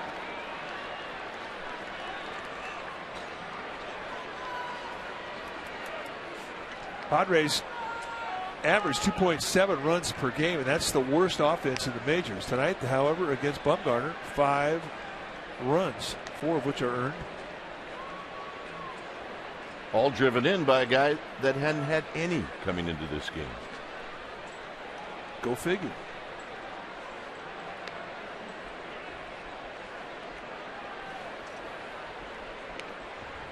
So here's Ross, who has been given new life.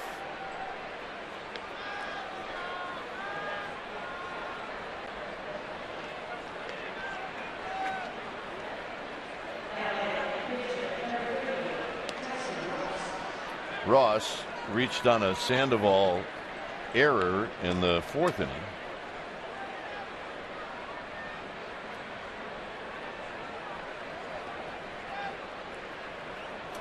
Bunt situation. It's a pretty good hitter, but I doubt they'll do anything but bunt here. That throw over called by Bochy to see if Ross indeed was going to show bunt. We have seen him employ the butcher play, so that'll be his call as to how aggressive Pablo Sandoval plays at third. If he crashes hard, Ross may pull it back and butcher it. Back to Bumgarner. He's going to go to second. They get one there, and they do not get Ross at first. Well, Ross runs pretty well.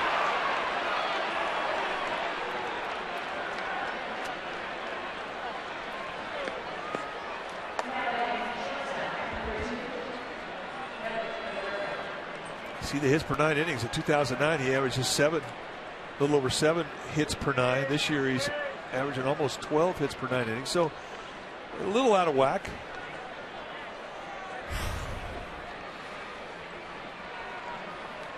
Here's Cabrera, 1 for 3. And he drives this one into center field, but Pagan is there, and that'll end the inning. 3 runs on the home run by Rivera. It'll be Hicks to lead things off.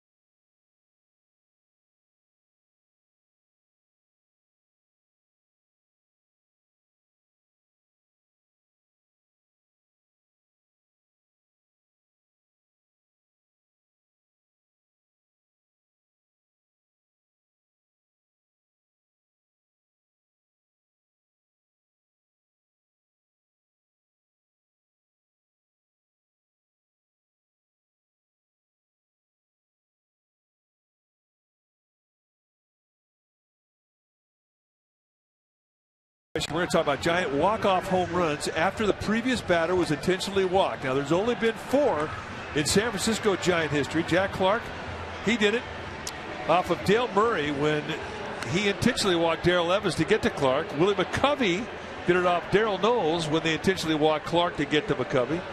And Pedro Feliz did it when they intentionally walked Nafi Perez. And Brandon Hicks yesterday off Cody Allen, a 96-mile-an-hour fastball. 3-run shot, sent everybody home happy, and that was after they had walked Randy Crawford. And that is Giants history.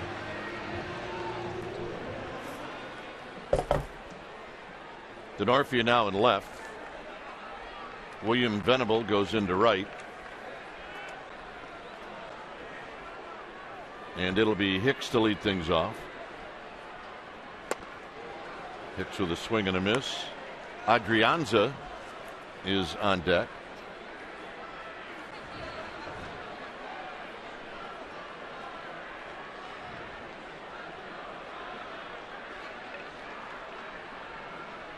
In tight to Hicks. Ross with 3 strikeouts. Hicks was the first of the 3.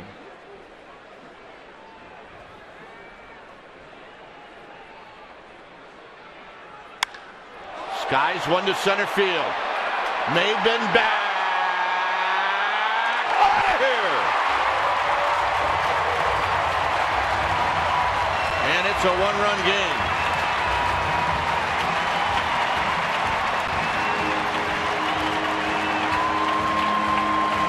Home run number 4. And it came on a hanging slider. How apparent is the old adage of baseball: make a sinker ball and get the ball up. Now, I know that's a breaking ball, but look at the pitch up. And the Giants are teeing off on it. And for the second day in a row, Brandon Hicks leaves earth. And this is not a cheap one. That was a big boy home run. And it was high. Here's Adrianza. And he lays down a bunt and bunts it off his foot.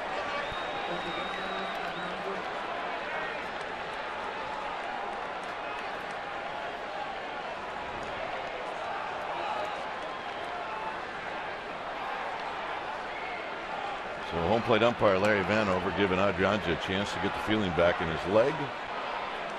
With Pagan on deck and then Pence. I don't know if Adrianza touched the ball with the bat. I mean, he may have just taken that ball off the foot. But if you swing at it or bunt at it, it hits you, it's a strike. Taps this one off his glove and a base hit.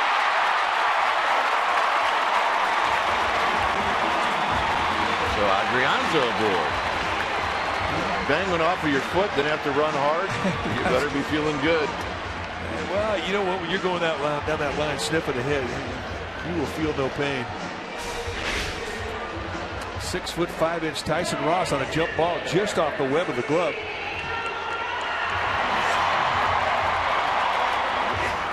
I mean, there's no way Mike, a pitcher knows this, but if he doesn't slow it down, Cabrera's going to make the play. Yeah, it's an out. Instead, it's a big league knock. Here's Pagan, who's been on base twice.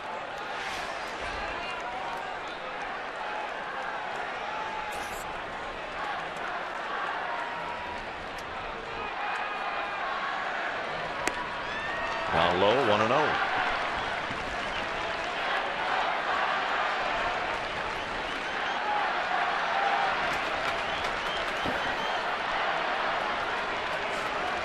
So the bottom of the order is set it up now. The home run and the infield hit.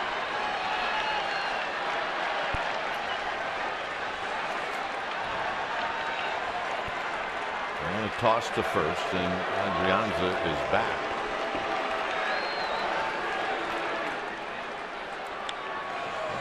Oh yeah, it has to be a group from Cal Poly.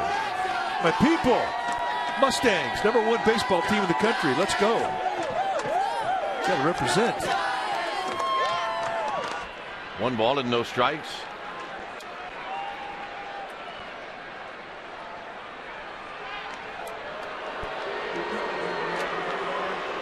And if you're wondering if 5 rounds, he can steal a base. I mean, he's had some big steal years in his minor league career. San Jose one year had 33 swipes.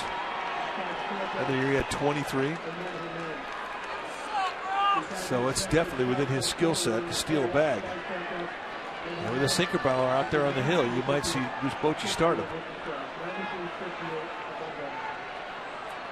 Double play ball. 6-4-3, 2 down. The sinker baller's best friend. That's when the manager goes, oh. Why didn't they start? I was thinking about it. I was thinking about it.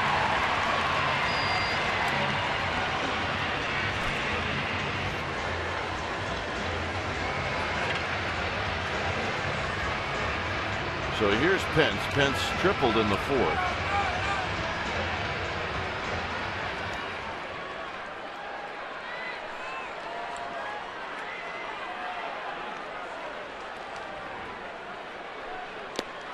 One ball and no strikes. That was pitch number 80 for Tyson Ross.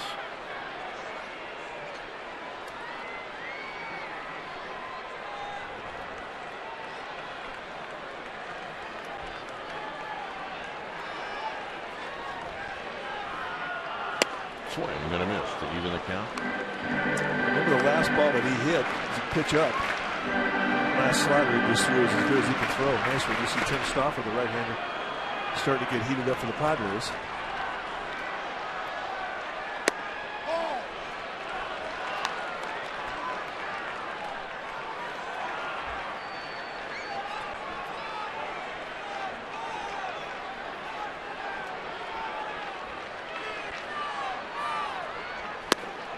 Two and two.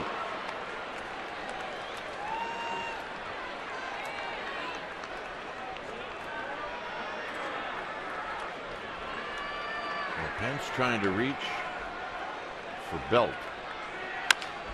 Slowly hit. And the throw. And they got him. And that'll end the inning. Giants get a run closer on the home run by Hicks. It's bye-bye baby. As we head to the 6th. It's 5-4 Padres.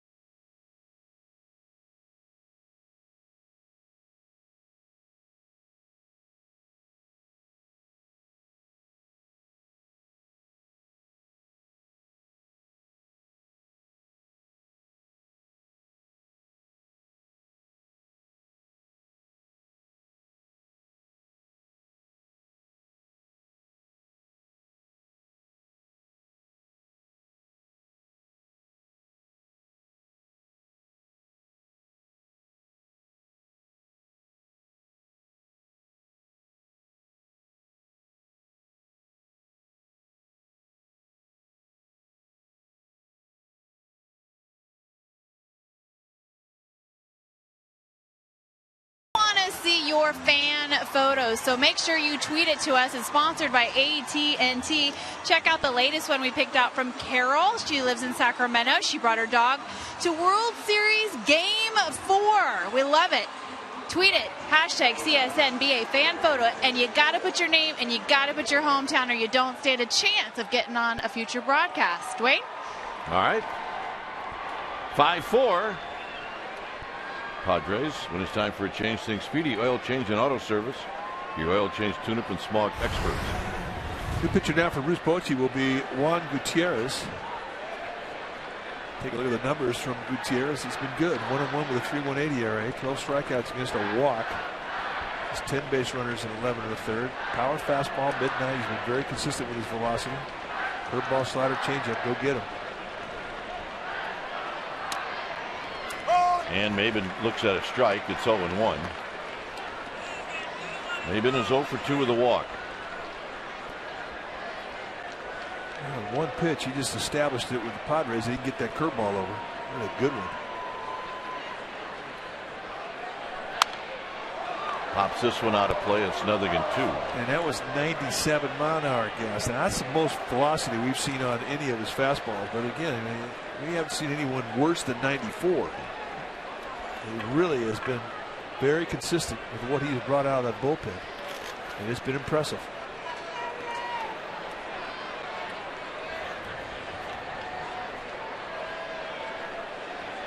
Outside. Bringing it tonight.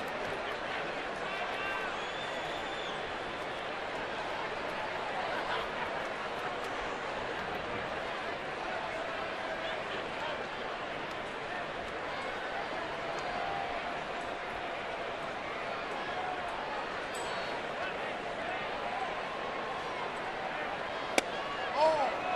2-2. Just a little bit low, maybe a little outside. Gutierrez walked off the mound. He wanted it. And Posey hung on to it for just about a little millisecond longer than he normally would to give Vanover a little form of protest that he thought it was a pretty good pitch too. Got him. Okay, that's as good a stuff as we've seen him have. Same pitch he started out the at-bat with, the curveball. He comes back in a 2-strike and whoop, grabs some pine meat. That's a big league hook right there. Yep, tip your cap to that guy.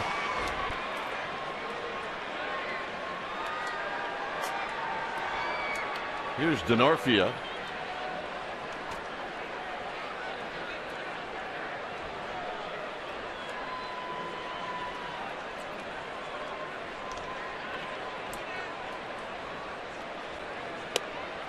Denorfia takes a strike. He's 0 for 3. Hey, Cheech. Oh, yeah, that's a newbie. Pretty happy to be here. So happy that I'm not going to blink. That's right. Oh, one blink. That's what we did the first time we saw this place. We didn't blink. That's true. Yeah, Mom and Dad are looking pretty rested. That's pretty good. This could be a first time for her. She's totally amming. I like the hat though. The hat's making the whole thing.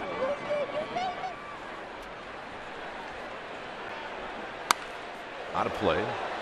Did your kids wear hats when they were little? Our kids were not hat wearers. Yeah. I'm trying to figure out if there's a theme to that hat. Hey, Goose. Say hi. Well, Good girl. it's working. There's a theme to that. You know what the theme is to that? What is it? Not a good look. Denorfia rolls it foul. It's not about the look. It's just about the attitude. See, that's a good look. Yeah. That's a crab. That's a crazy crab head. Nice going. Yeah. That. Yeah. It's all about the attitude.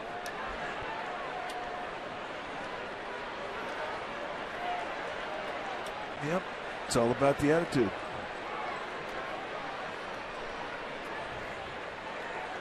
Every day is Beta Breakers in this ballpark. Popped up. Belter, Posey. Neither.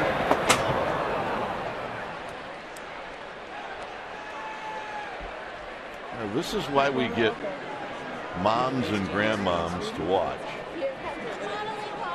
Well, that little one right there is about as happy as they could possibly be. Yep, number one. And then moms and grandmoms say, and then they grow up. Dude,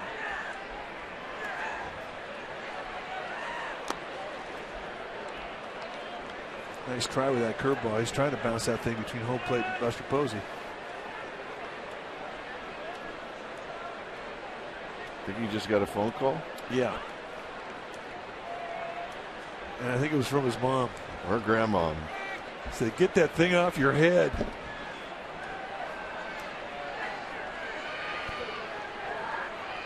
And Denorfia swings and fouls it back. That was a heat seeker, folks. That ball had a mind of its own, and it was coming right into Denorfia. Now he's cheating to get started, and that thing just took off right at him. And I think if he doesn't get a piece of wood on this thing, it hits him. It hit him in the shoulder. You're right.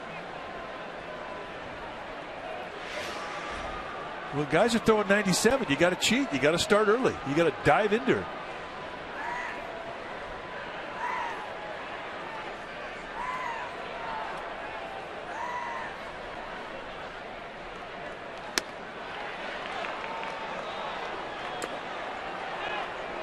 Been a pretty good at bat here.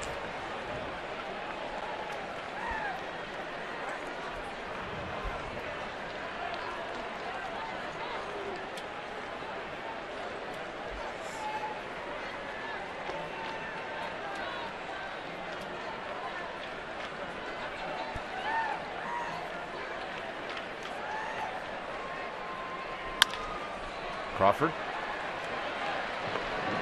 2 outs. Well, fans, follow every Giants game with MLB.com at bat on your favorite mobile phone or tablet. Get live look-ins, instant replay, score, stats, audio, free MLB TV game of the day, and much more. Download on the App Store or visit sfgiants.com today.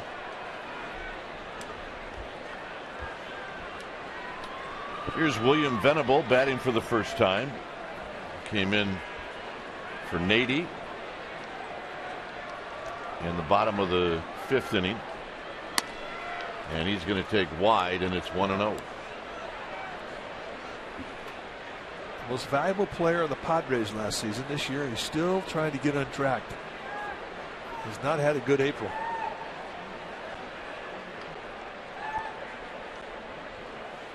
Swing and a miss. 1 ball and 1 strike.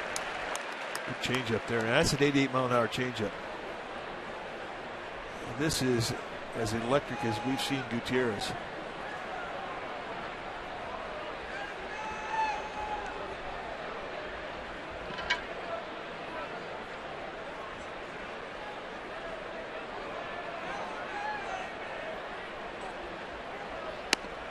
Just off the plate, 2 balls and 1 strike. Buster wanted to see that one again, and that was a 90-mile-an-hour changeup.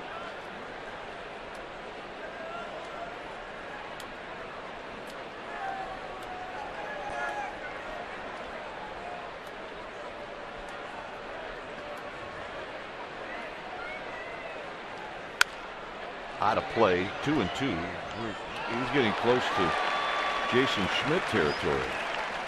All right. I mean, Jason Schmidt used to throw 95, 96-mile-an-hour fastballs and throw an 88, 90-mile-an-hour changeup. And there were nights that he had to throw a breaking ball. Oh, I love watching that guy pitch. He was a great Giant.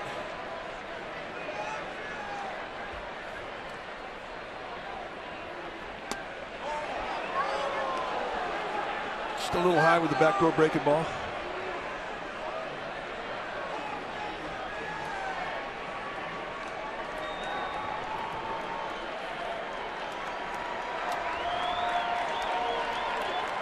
Three and 2 to Will Venable. Now, Buster Posey wanted a fastball in, and Gutierrez shook it off to get to a curveball. On deck is Medica.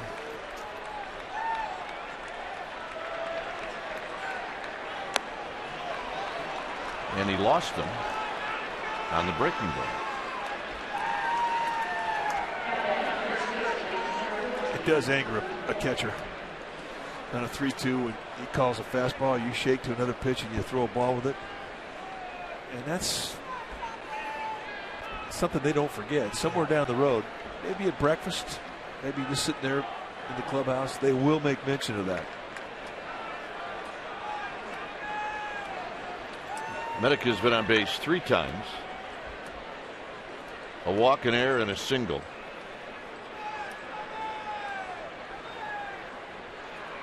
And here he takes a strike, and it's 0-1. We'll see if Venable has thoughts of going. Very capable of stealing a bag. Got that from his dad. He does not have a steal this year. Yeah, his dad Max was a thief, no doubt. Good base stealer. Good teammate, too.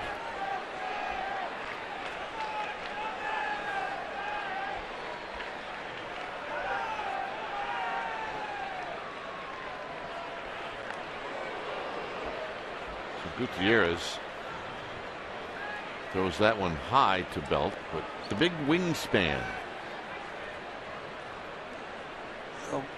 Gutierrez called out Buster Posey. He wants to talk to him about something.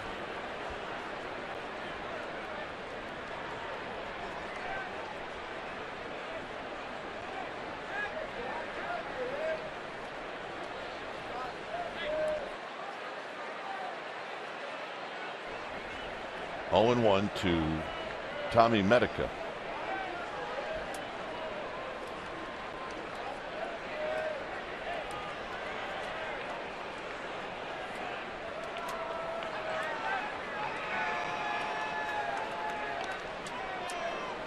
You have to respect Venable. He can steal a base. And those throwovers are being called from the bench. Straightaway defense.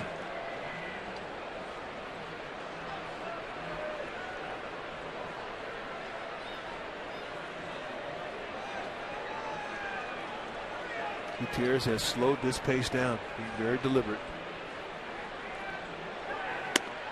0-2 to Medica.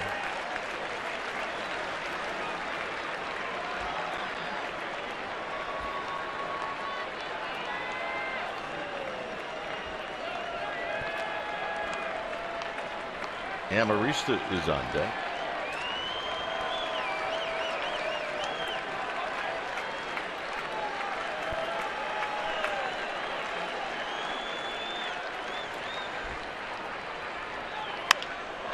High down the left field line. This is going to be foul.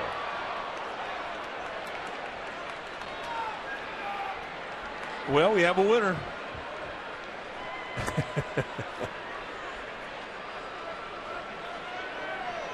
Oh yeah, who got it? I think the one laughing the hardest got it. That's fantastic.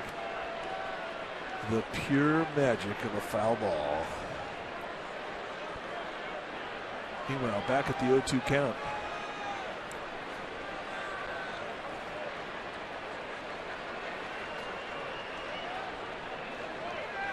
Look out. 1-2.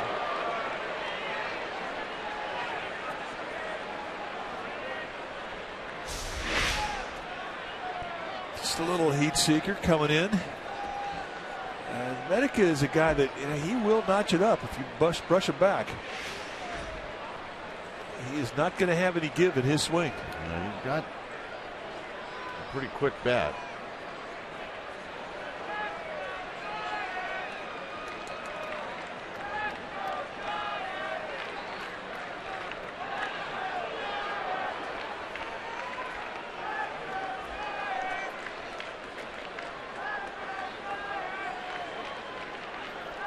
One and two.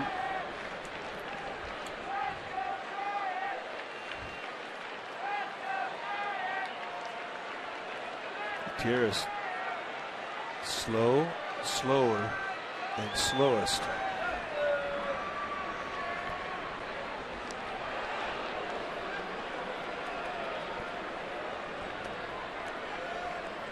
And that could work to your favor if you have a hitter who's antsy. Get him swinging a ball in the dirt. Chase a high fastball out of the zone. He's way ahead of the count 1-2 here. He could go either way and try and get Medica. Because he wants a breaking ball. Runner goes on the ground to Sandoval. Sandoval to Belt, and that'll end the inning. No runs, a walk, one left for the Giants. It'll be Belt, Posey, and Morris. 5-4 Padres.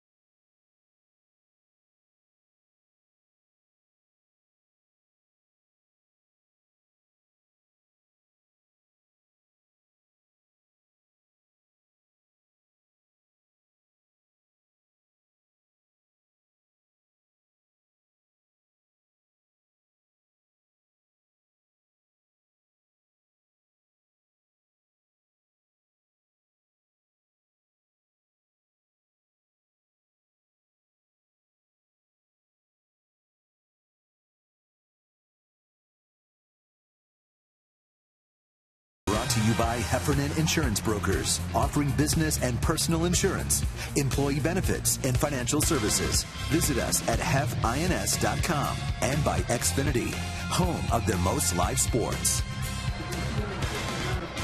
5-4 Padres, bottom of the 6th inning. Good look at the Bay Bridge. His Belt will lead it off. He's 0 for 1. He drew a walk in the 4th. And he takes a strike from Tyson Ross. Now with 85 pitches.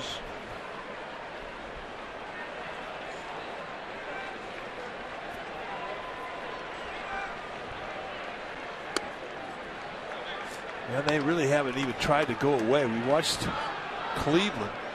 As you see, Alex Torres, the only lefty in the Padres bullpen, started getting heat up.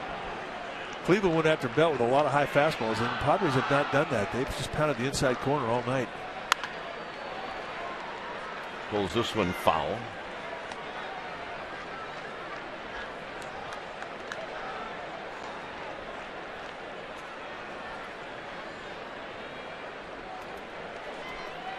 Buster Posey and then Michael Morse. It's a 1-run lead for San Diego here in the 6th.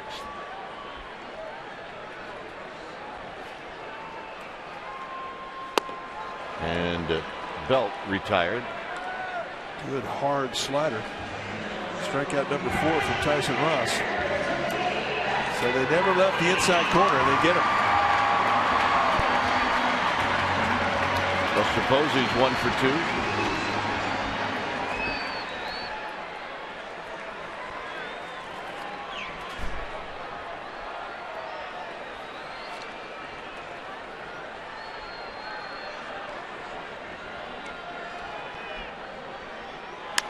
Posey hits one high, hits it deep. It is off the top of the wall. And a double for Buster Posey. You got a hanger. You can't believe that thing didn't go out.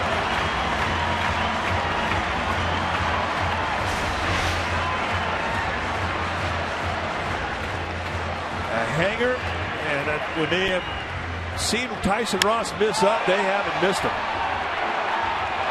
And DeNorfia almost pulls it off. Just a little bit over his glove. Off the tip. And that's one he's going to think he should have caught. What a one-out double. Giants get a runner in score position.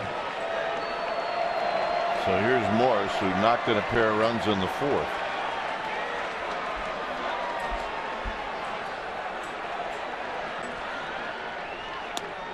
There's a strike. They've been very deep and into right center field.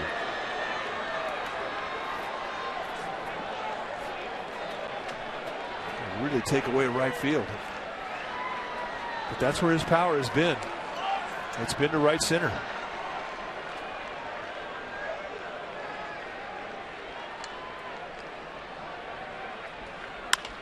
Base hit, right field. Posey's going to be held. And the Giants have runners at the corner.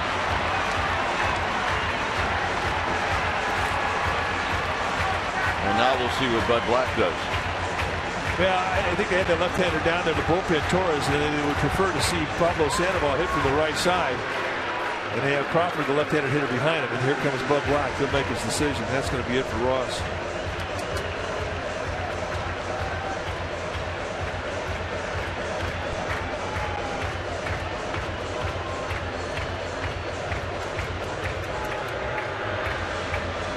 So Bud Black will use his only lefty, we think.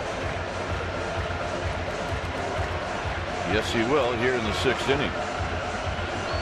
When it's time for a change, think Speedy Oil Change and Auto Service. Your oil change tune-up and smog experts. We'll be back.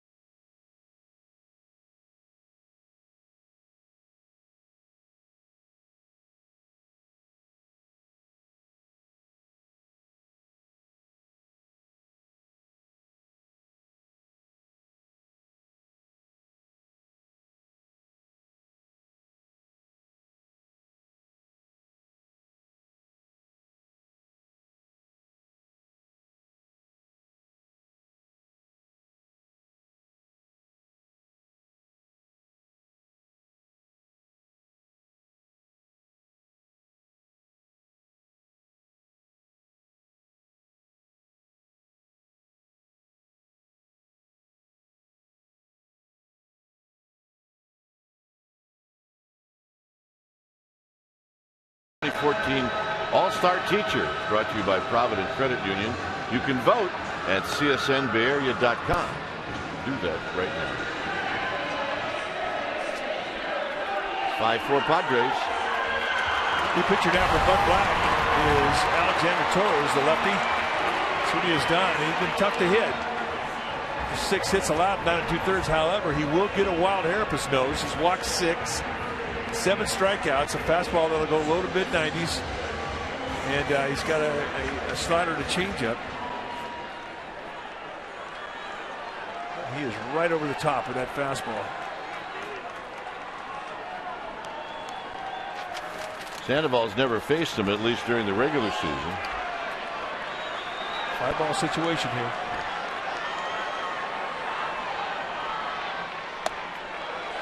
Goes right at him with a changeup. Two good arms in the outfield for the Padres. The Northfield's got a good arm in left, and Venable has a very good arm in right. We have average speed at best with Posey at third.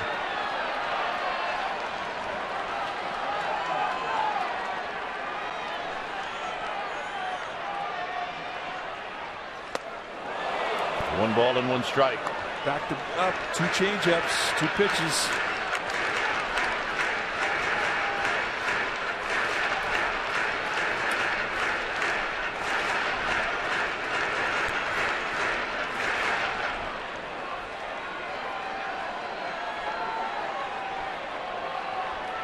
Sandoval trying to get something in the air.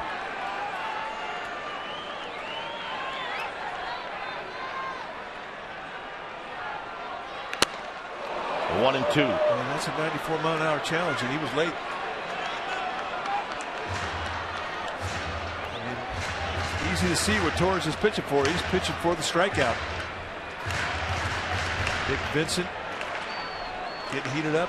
2.03 bullpen ERA, and that's the lowest in the majors. We kind of got used to that. San Diego, you always figure they're going to have good arms in the pen, and this year no exception.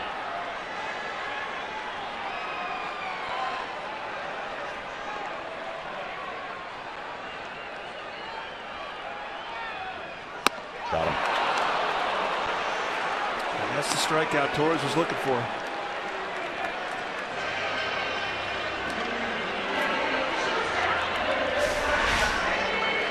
Snapping inside corner, and he just goes country hard right across the middle. There was nothing fancy about that location. That was right down the middle, and it was by him. So it's left up to Crawford.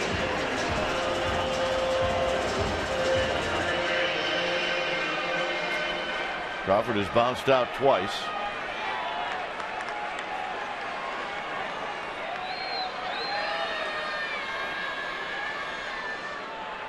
And he takes high, 1-0.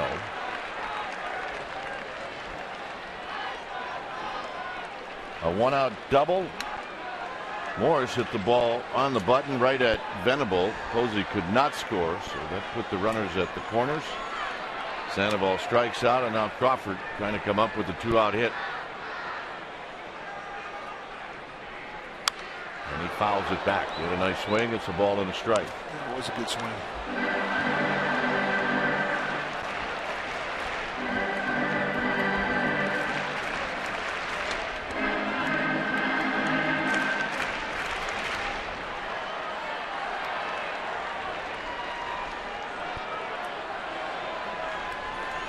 One ball and one strike.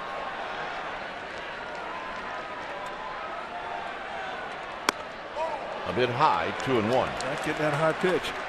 Not with Larry Vanover. He's been steady to the knee-high location all night long. He's preferred that low strike. There have not been many belt-high strikes called the whole game.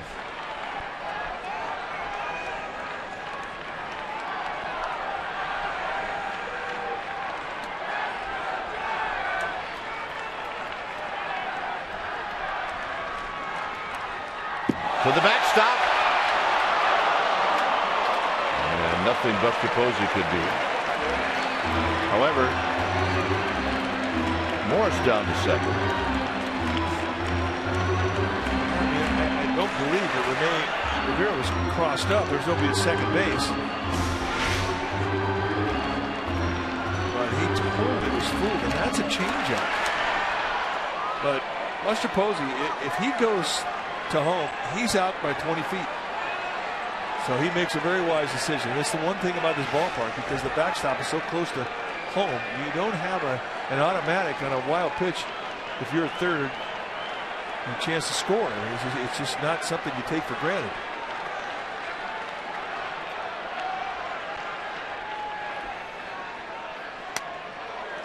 Now it's 3-2 to Crawford.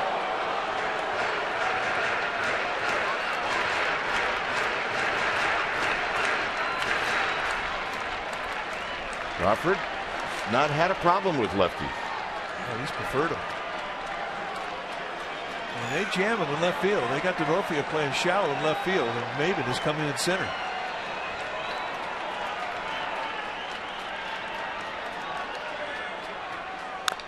Got fouled.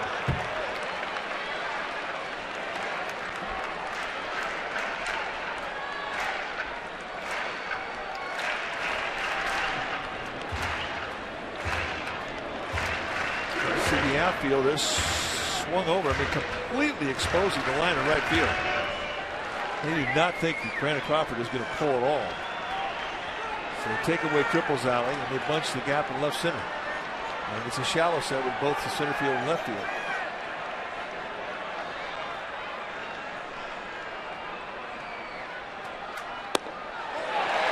Hicks is going to hit.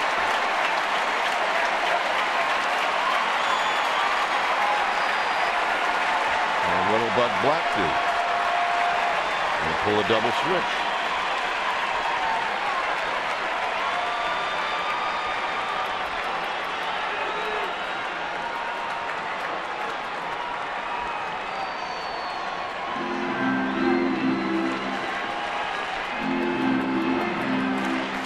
So Hicks is going to come in with the bases loaded and 2 outs. It's 5-4 Padres.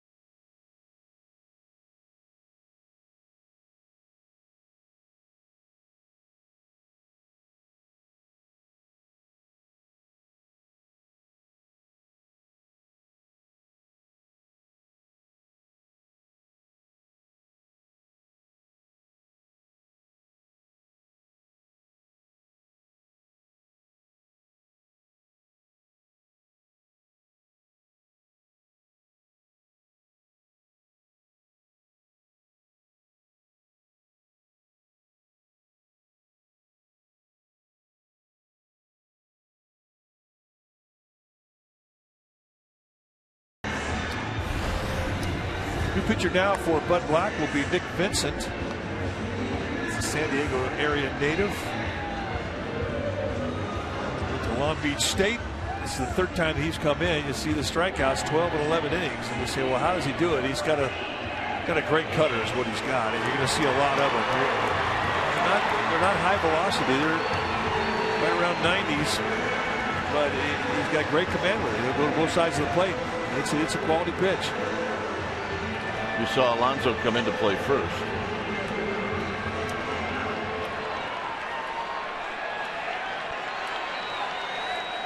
Hicks is 1 for 2. He homered in the 5th.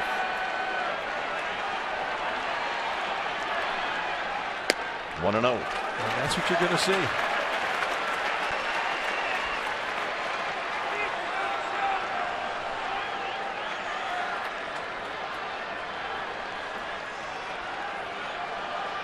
One ball and no strikes to Brandon Hicks. Hicks hits one very high to left. Denorfia back at the wall, and he makes the catch. And that'll end the inning. He just missed it.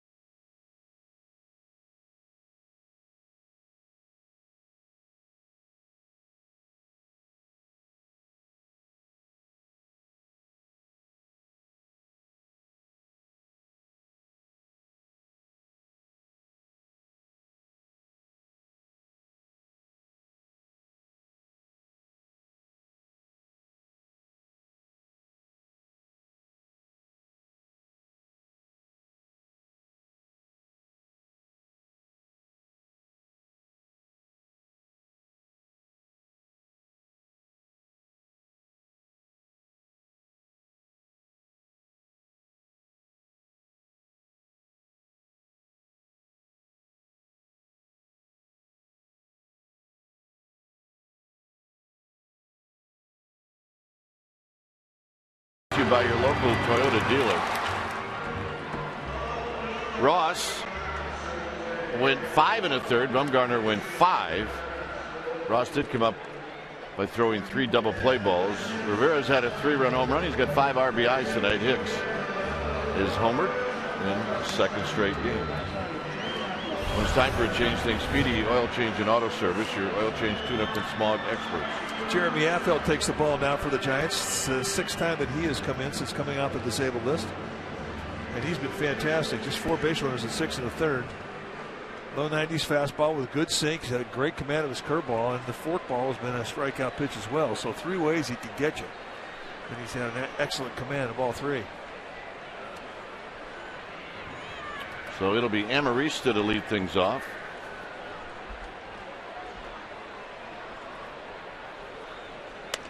And he's going to take a pitch down low.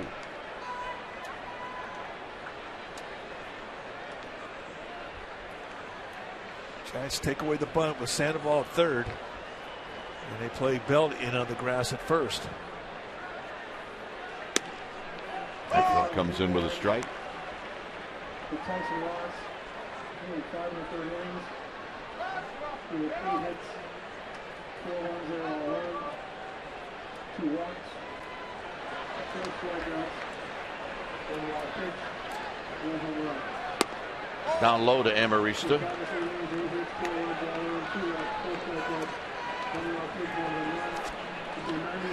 Bumgarner walked Amarista in the 5th, right before Rivera hit the home run. Here he looks at a strike, 2-2. Guess wrong. He's sitting on a breaking ball. Took a challenge fastball at the bell, build the play, and that'll make you get out of the box and have a word with yourself. He's sitting on a breaking ball. Posey knows it. Right back to Affeldt. The shovel pass. All right, let's go to Amy G. Amy? All right, Dwayne and Mike, we all know Belt's been struggling at the plate, but his defense has not suffered as a result, and his skipper has noticed. Bruce Bochy said Brandon Belt's more frustrated than anyone at the plate, but he's really impressed that he's left those struggles in the batter's box. He continues to make game-changing and game-saving plays in the field. Gentlemen? Indeed he does. He can pick it, and he's a perfect guy to go out for relays on throws home. Rivera takes a strike. He's done the damage tonight. He's got 5 RBIs. Well, he came into the game with no RBIs, so he has been padding the stats in this game.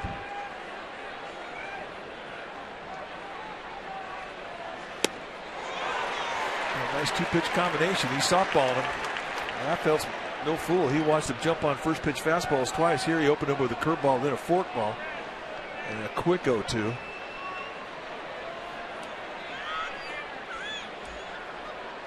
He's proven to the Giants he can hit the fastball. Ball squirts away from Buster Posey. So he finishes him off with a forkball, and that's a 3-pitch see ya. And Rene Rivera might not see another fastball from the Giants this year. Ever. Here's Jace Peterson.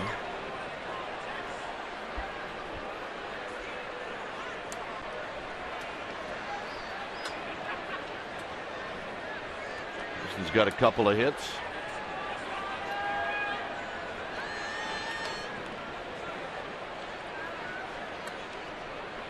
And the ball gets away from Posey. 1 ball and no strikes. Giants will have a pinch hitter to lead off the bottom of this inning and then the top of the order.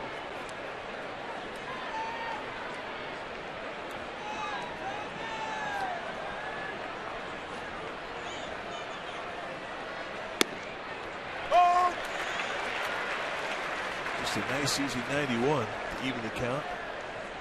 As long as Affeldt keeps that ball down around the knees, I mean, that's where he gets his ground balls. Got a good sinker.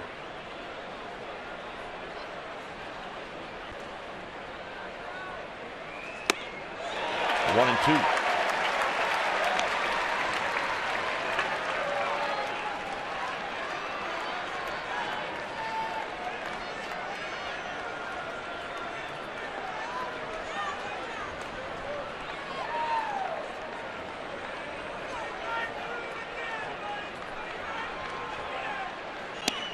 Got him, and that'll end the inning. Pinch hitter, Pagan, Pence, coming up.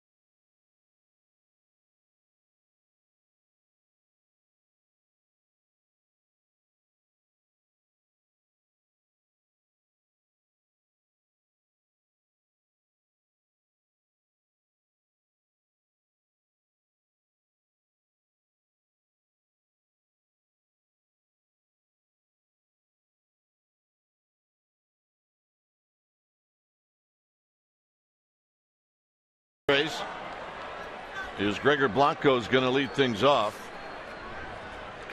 Facing Nick Vincent. And the first pitch is a called strike. Blanco, then Pagan, then Pence.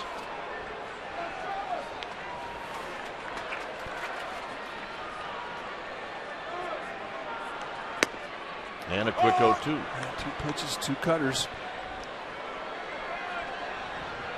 He will throw a 2-seam fastball that has movement away from the lefty.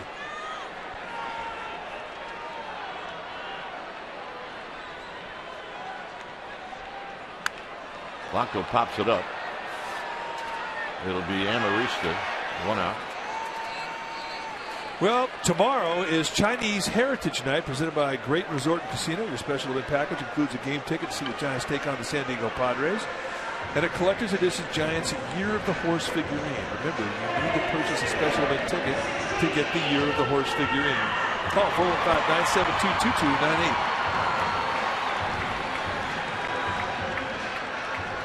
Here's Pagan. Pagan's been on base twice.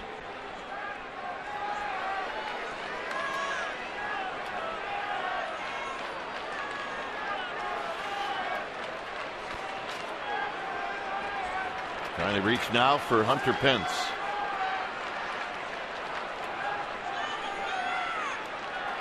And he looks at a strike, and it's 0-1. And that's the one thing about Vincent that really has impressed the Giants is his command of the cutter. I mean, he doesn't have the velocity with that cutter that Mariano Rivera had, but Mariano Rivera had that great velocity, and he had an incredible command to go in and out with that cutter. And Vincent could do that with the cutter. Put on the ground to second. Amarista will make the play, 2 outs. And that'll bring up Pence. There's some guys who throw the cutter. I mean, they're just pretty much one-sided guys. They'll throw to one spot and just let the cut try and work its way against righties and lefties. But Vincent will move it around. He can go in and out with it.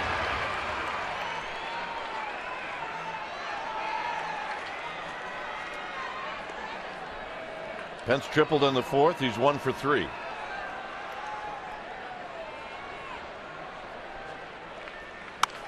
Off the end of the bat, foul. Was the triple in the fourth. A few mistakes that Ross made up, but when he got it up there, the Giants jumped on it. This was one that found the gap in right center.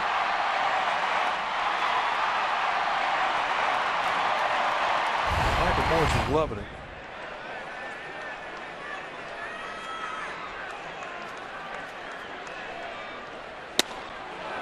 Nothing in 2.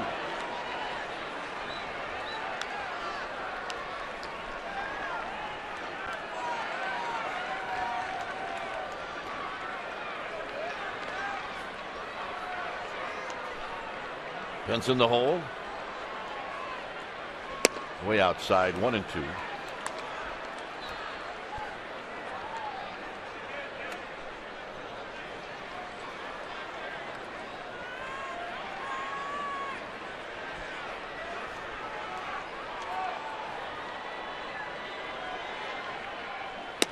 Same spot, 2 balls, 2 strikes.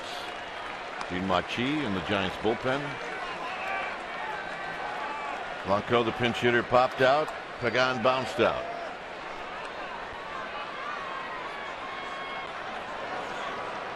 Machi. Ready to go. Pence skies one into center field. Maben, however, has got room, and that'll end the inning. 8th inning coming up. 5-4 Padres.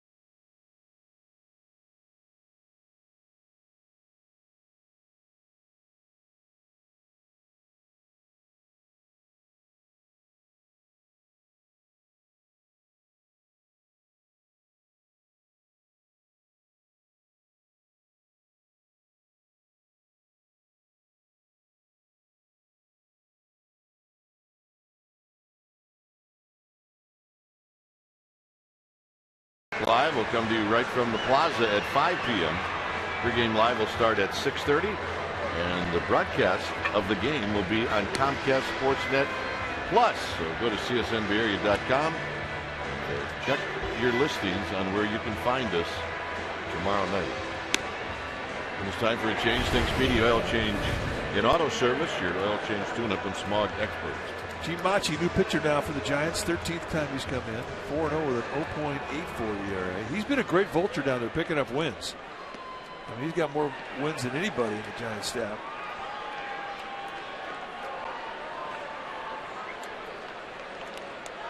And it'll be Yonder Alonso who's going to bat first.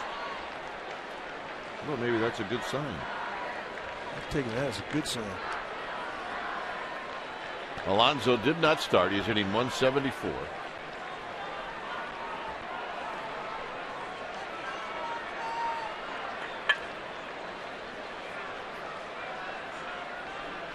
And the first pitch is wide, 1 ball and no strikes.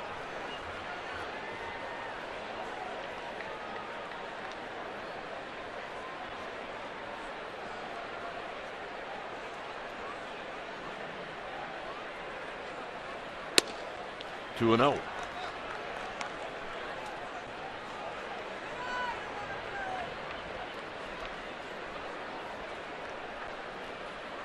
Alonso 0 for 3 lifetime against Machi, who's tying a shoelace. Yeah, take a little time. Tie the old shoelace that doesn't need to be retied.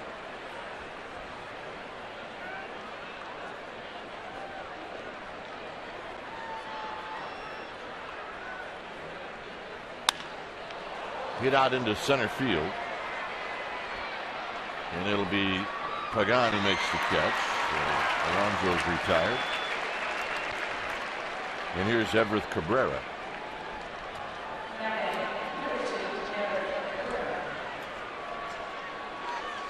You can just see the confidence that he has gained every time he's gone out there.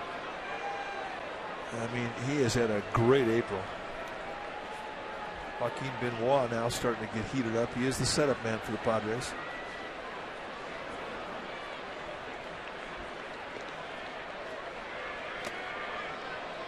In tight to Cabrera. 1 for 4.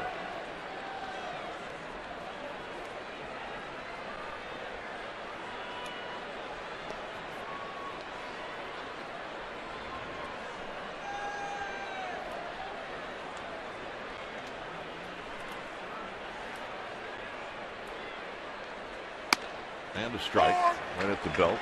That really has been a huge part of his growth. I mean, when he first came up to the big leagues and you saw him, and he would throw that forkball, which is a great one, but he didn't really feel comfortable throwing it 1-0 or 2-0 or 3-2. Not anymore. He'll throw that thing anytime, as we just saw a nice 1-0 fork. Outside to Cabrera. Giants in the bottom of the inning will have Belt, Posey, and Morse.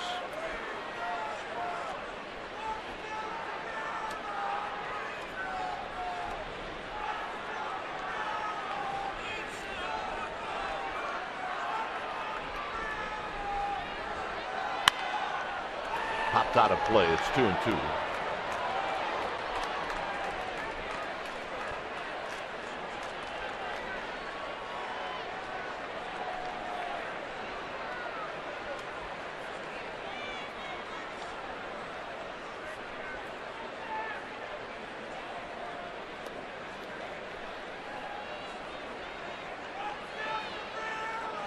Outfield straightaway. Hachi at the belt. And the 2-2 is high, 3-2. So you got to be careful walking Cabrera. You may be walking yourself a double.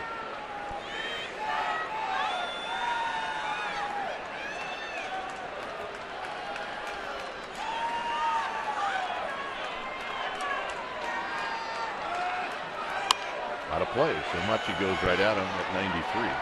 Yeah, I mean, that's the thing about Machi. I mean, he's got a good fastball. I've seen it go mid-90s.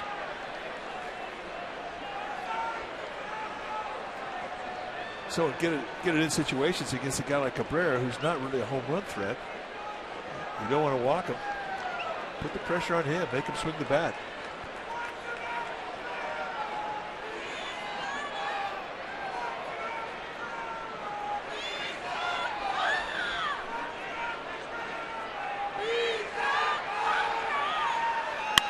And again, Cabrera spoils the 3-2 pitch. That's what brought the outfield in. And they're pitching him away. They're basically saying, here, hit your best ball the opposite side of the field. And that's a shallow set.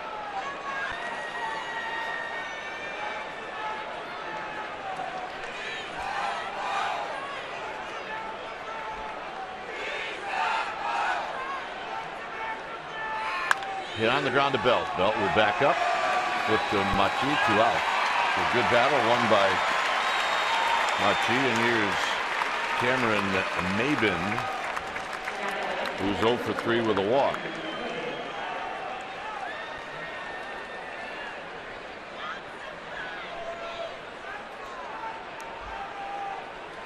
(5-4) Padres.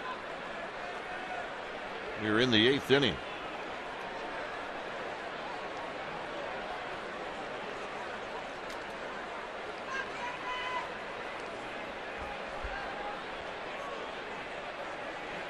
Gutierrez struck out Maben in the 6th. This pitch is wide, 1 ball and no strikes. It's been Bumgarner who went 5, then Gutierrez, Affeldt, and now Machi. Maben is not the kind of guy you can just pump fastballs at either. He's got some snap in that bat. Rolls this one foul. Padre guy. He might be the Padre.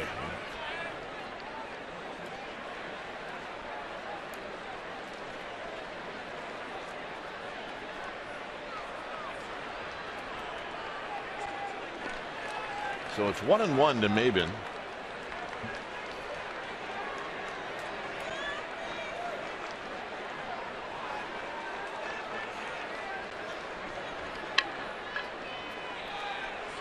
Maben asked for time, and is Machi slowing things down.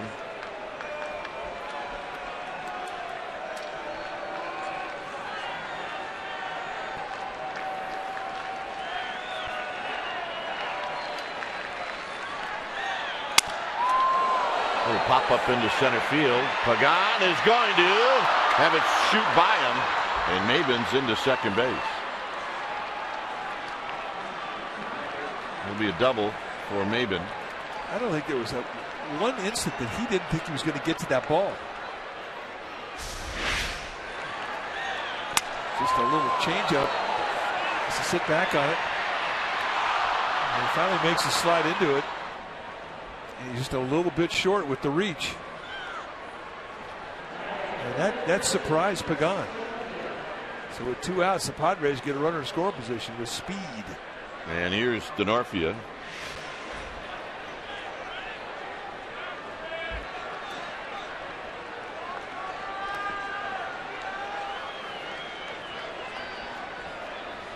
Denorfia 0 for 4 with a couple of strikeouts.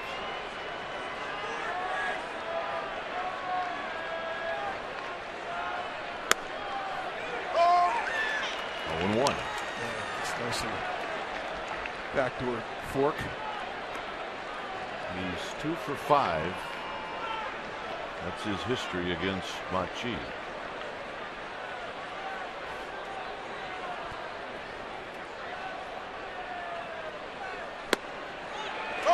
Away from the target, but he gets the strike. And it's 0-2. He goes backdoor fork in the outside corner, comes around the inside corner with a front door sinker or a front door slider. He's shaving the corners.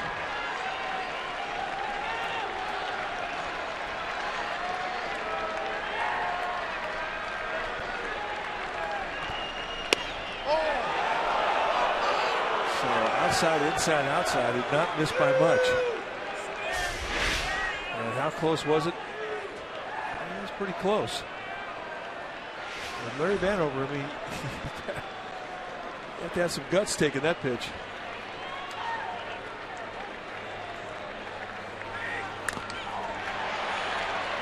Denorfia fouled at it. Almost clipped Buster Posey underneath the mask.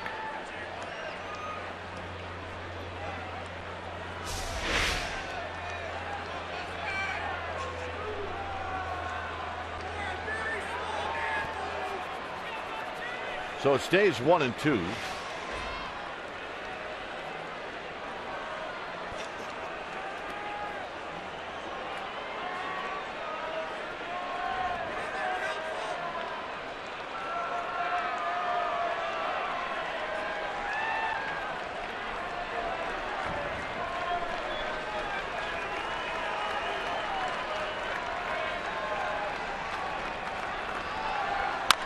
Tapped slowly. Crawford has it. Crawford throws. Side retired. Nice play, Brandon Crawford. The other Brandon's going to lead things off, and that's Belt.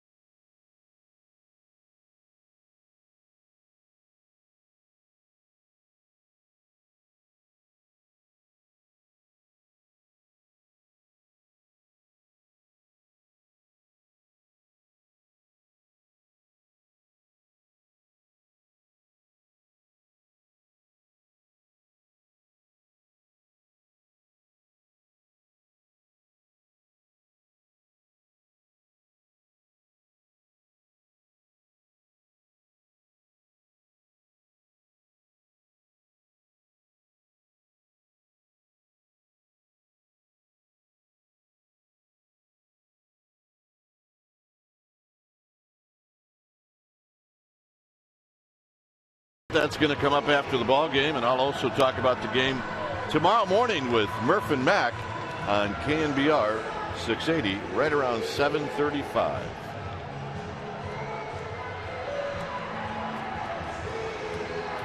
(5-4). Padres are leading. Giants have 6 more outs.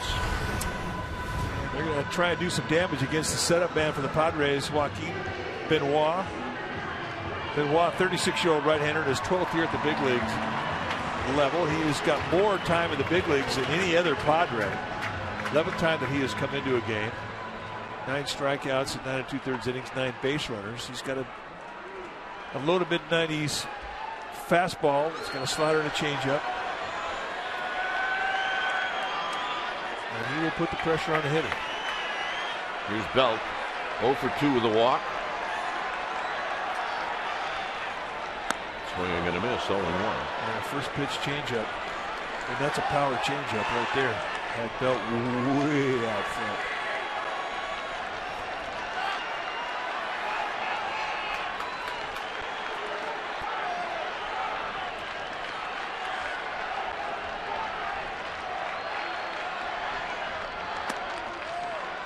Backed it up. Changeup, changeup.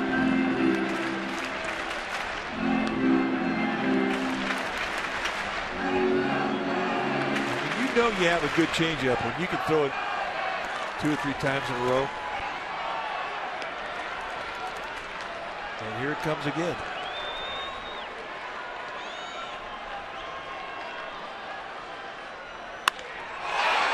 Hit into center field for Maben.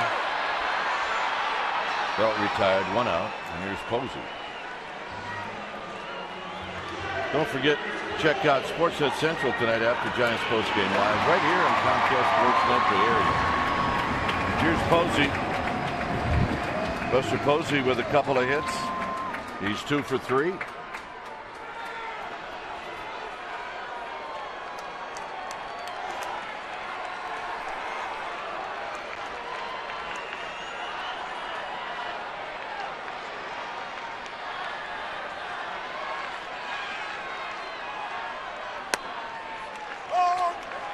The outside corner at 95. No balls and 1 strike. That's 95-mile-an-hour paint right there, knee high.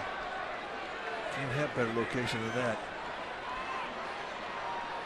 You're not worried about giving up home runs when you're pounding that zone.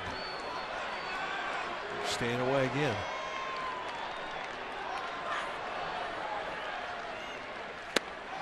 Oh, 2. You really should be surprised when you see that outside location from a Padres catcher, and it's kind of a product of their own environment, a very difficult ballpark at Petco Park in San Diego to hit home runs in. And they sit on that outside corner continuously with their bullpen late in the games, and they're doing it here.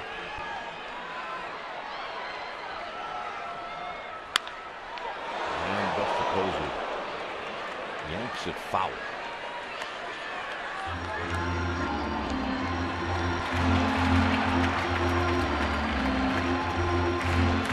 Guy in the rib. I think we're good though. Still smiling. I think I got one of those old t-shirts. Yeah, I think it looks better on you. Maybe back then. 0-2 to Posey.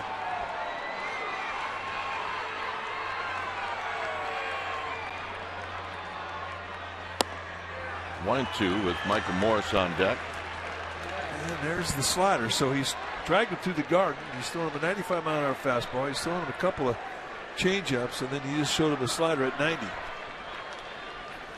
So everything he's thrown has been quality.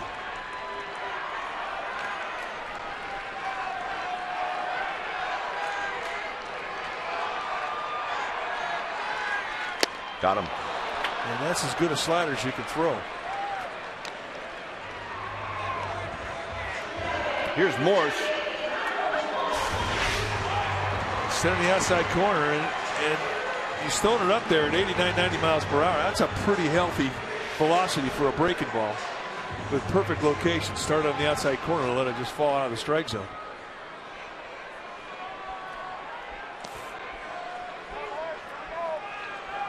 So here's Morris. Morris 2 for 3.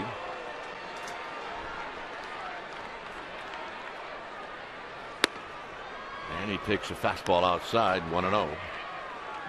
That's Rob Nidlak right there at 90 mile an hour breaking ball. Didn't quite have the same snap that Nin had, and at times we see him throw it at 93, but nevertheless, you don't see many 90 mile an hour breaking balls.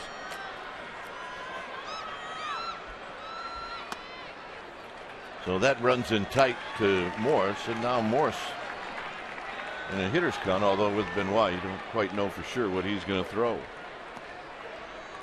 It's not likely going to be a challenge fastball. You know, he's got such good command, he really doesn't have to give into what you're looking for. He'll throw that changeup at any time.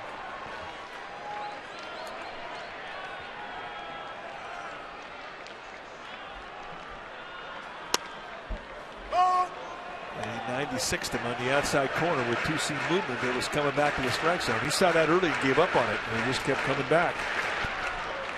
Perfect 2-0 pitch. If you put that kind of location on a 2-0 fastball, nobody's going to hurt you.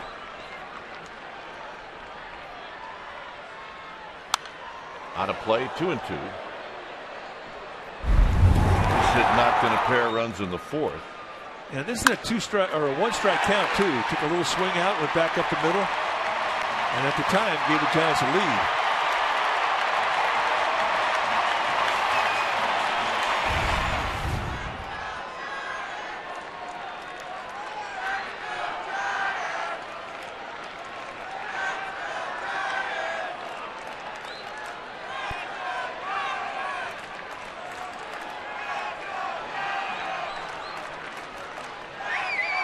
Balls, 2 strikes.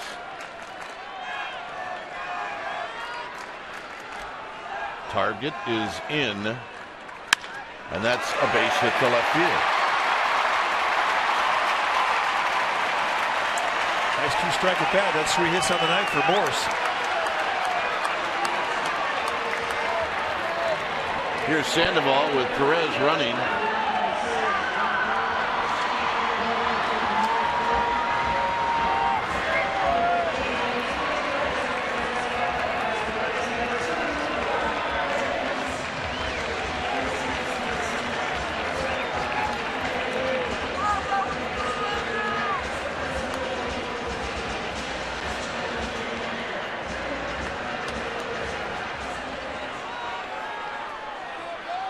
Stay hot, Michael Morse. Good night with the wood.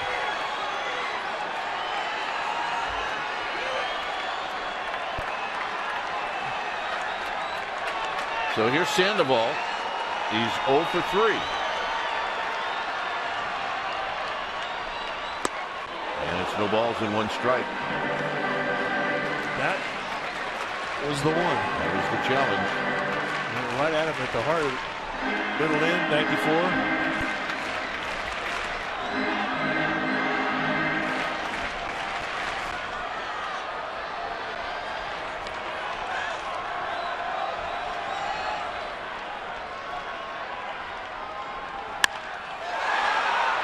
Maben, side retired. We'll go to the 9th. It remains a 1-run lead for the Padres. 5-4 San Diego.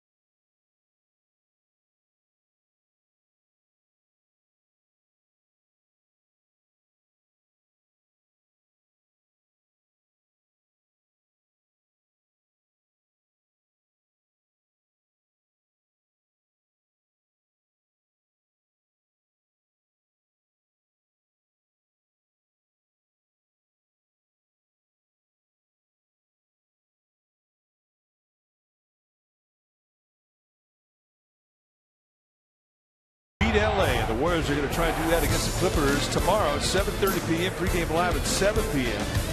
It is the playoff game number 5 as the series is knotted up 2 apiece. Giants game could be on Comcast Sportsnet Plus with Giants pregame live at 6:30. So check csnbayarea.com for channel locations. Remember, Warriors Clippers game 6 Thursday, pregame live 6:30. Game time 7 right here on Comcast Sportsnet Bay Area.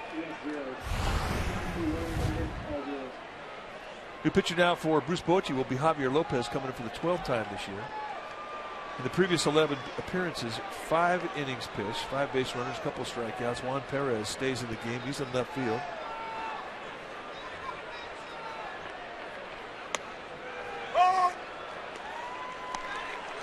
So Venable takes a first pitch strike.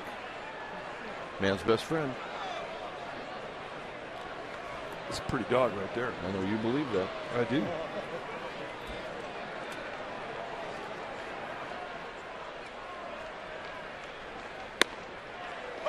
And a quick 0-2.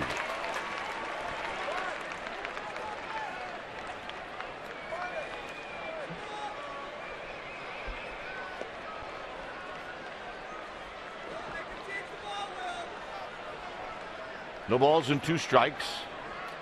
Hundley is on deck.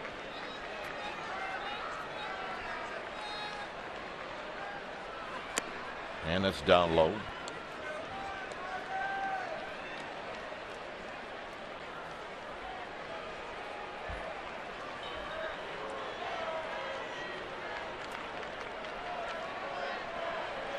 Will Venable, Bay Area kid. Grew up at San Rafael. Out of Princeton University. That's a fair ball down the left field line. And Perez playing around with it down the left field line. It's a leadoff double. And now Hundley's going to hit.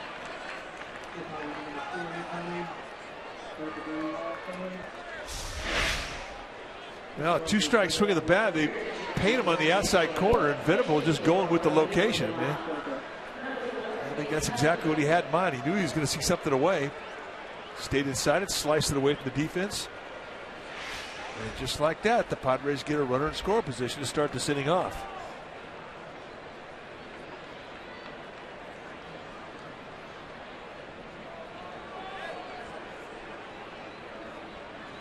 So here's Hundley batting at .367. And he takes a strike. Hundley's 11 for 30.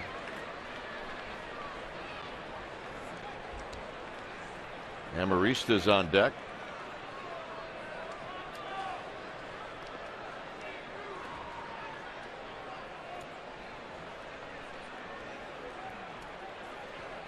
And Lopez will chase back Venable. He doesn't look like he's going anywhere. Well, you've got to give him a couple looks, though. You got to do a good job of holding him on, because if you just get predictable with the looks, he'll time you and he'll steal third. Strikeout situation for Javier Lopez here. Hit up the middle. Crawford will take the out at first, and Venable moves over to third. So, a productive out.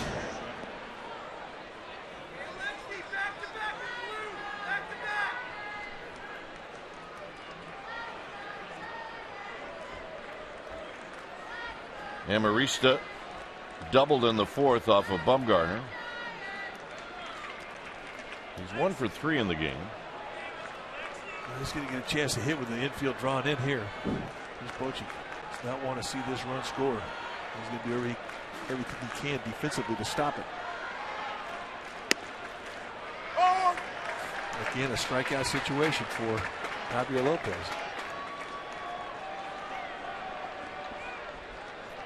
A pop up or a ground ball right at one of the infielders. Anything that does not allow Will Venable to advance.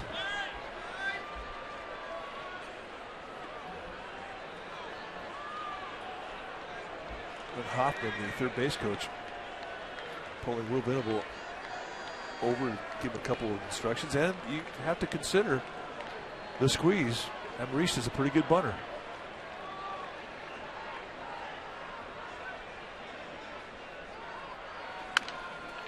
Hit slowly.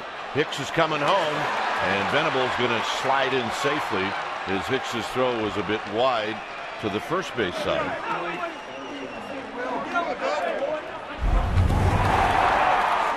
All right, time now for our Honda player of the game. Well, it's got to be Rene Rivera, who's got 5 RBIs on the day. This was the big swing of the bat that came in the Padres' top of the fifth. A 3-run shot, first pitch that he saw from Bumgarner. And the Giants had a 3-2 lead, gave it right back to the Padres, and they have not given it back up. Our Honda player of the game. So the Padres tack on a run here in the ninth.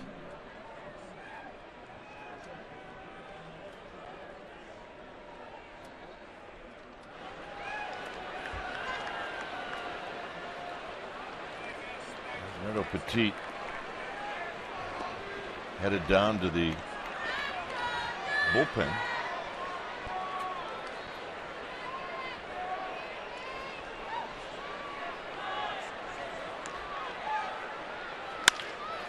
On the ground, could be a pair. Crawford to Hicks to Belt, and that'll end the inning. Padres pick up a run. Giants need 2 to tie and 3 to go home.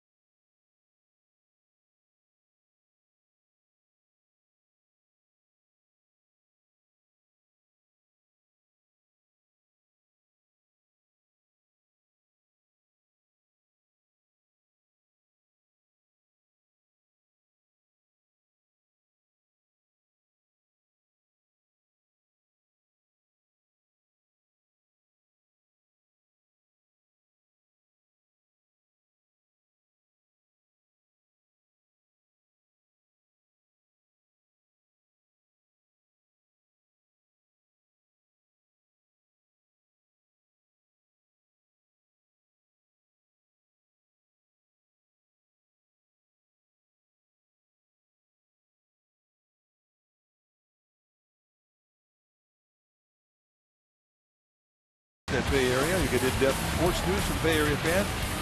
You can know it all with Sportsnet Central. Tonight there'll be Giants clubhouse reaction, complete Sharks Game 6 coverage, and the latest on the Sterling issues. So join Ahmed Fareed, David Feldman on Hyundai Sportsnet Central right after postgame live. Padres 6, Giants 4. And now on to pitch the Padres closer, Houston Street. Take a look at the numbers for Houston Street. 11th time that he has come in. He is 9 for 9 in save opportunities. And when you take your at bat, you're going to see a high 80s fastball with big time sink. I don't know if it's possible he could throw the ball straight. He's got a slider and a good changeup. 12 strikeouts against a couple of walks in 10 innings. He has had a great April.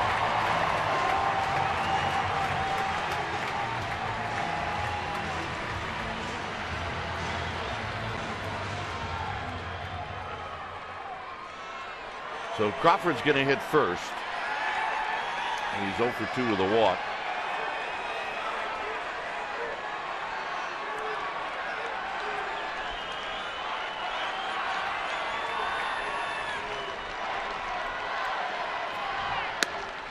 Street, excellent control. Starts Crawford off with a fastball for a strike.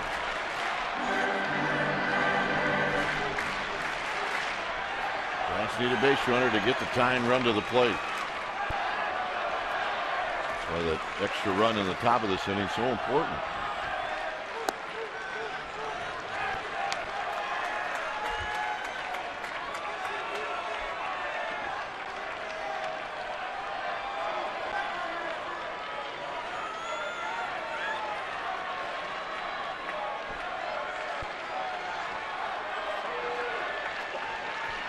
Here's the 1-1 to Brandon Crawford, and it's now 1-2. 91-mile-an-hour fastball. That's about his best ball velocity wise.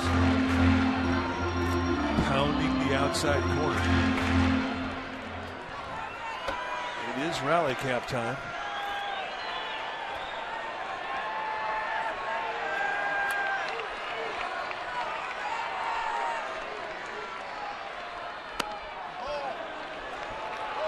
No swing. 2 balls, 2 strikes.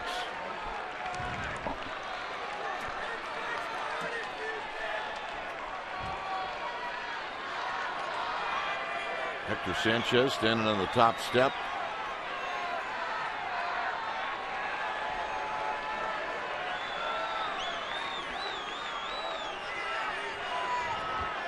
Giants need a base runner. Get that time run in the batter's box. And the leadoff guy's got to fight.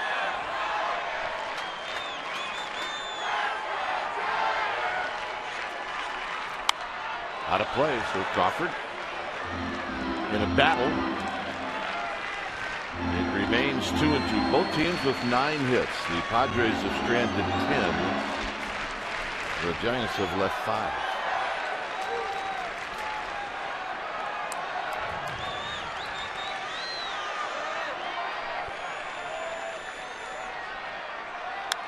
Ball back. Change up, and he was on it. He did not lose his back leg in that swing. There was no reach. And so he saw that pitch early. And that's something that Houston Street knows. And so does Rene Rivera, the Padres catcher.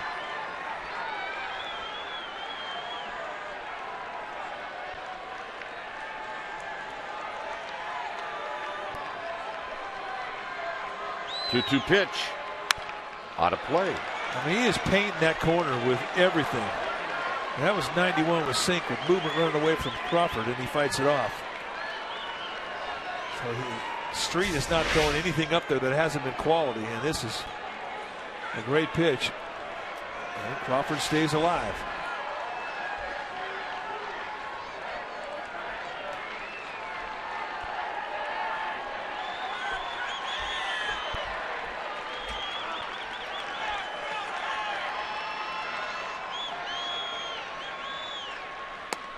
Got him. I tell you what a great sequence of fastballs. One on the outside corner, he fights off, and here's a front door sinker. And Crawford saw it early, and he gave up on it. And you can't do that with this two-seamer. It comes back to the zone.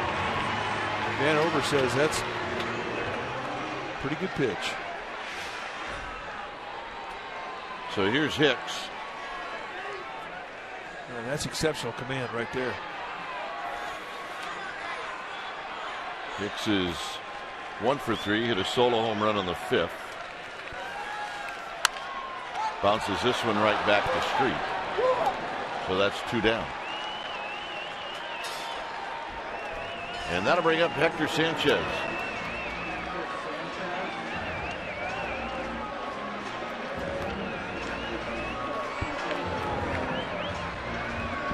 Sanchez 0 for 2 lifetime. He has drawn a walk.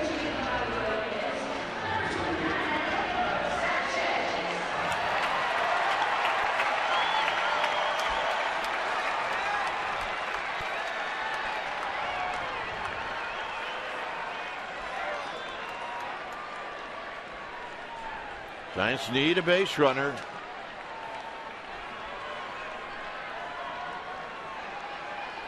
And Sanchez looks at one that tails away. 1 ball and no strikes.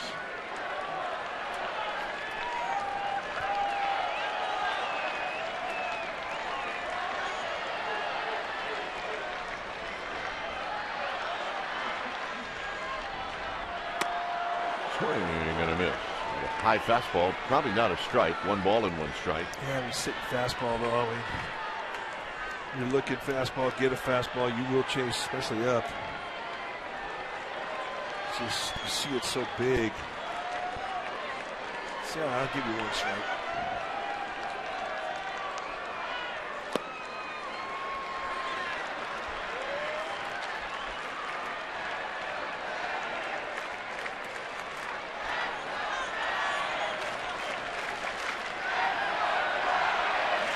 Rules have changed in the game. You can go to your mouth if you'll wipe it off before you go to the ball. No longer an automatic ball.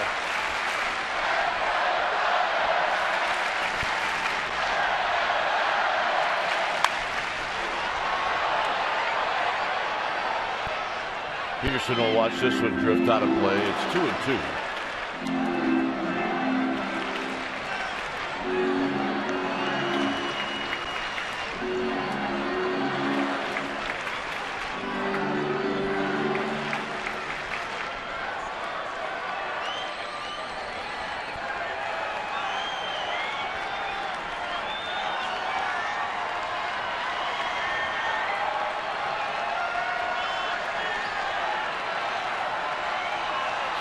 Pitch of the inning for Street. And that's high and foul and out of play. I tried to go on that front door side, much like the payoff pitch to the Crawford at bat. Nice job of fighting that one off by Hector Sanchez.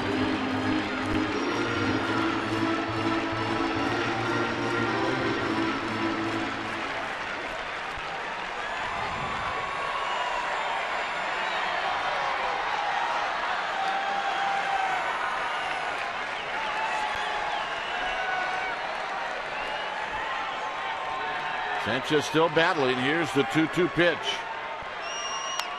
All back.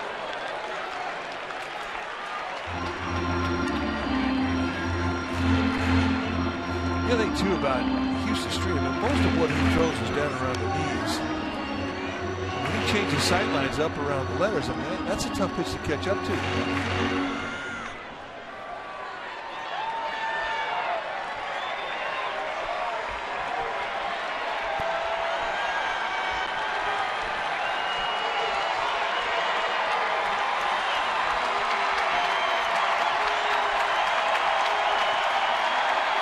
Another 2-2 pitch. Here it is.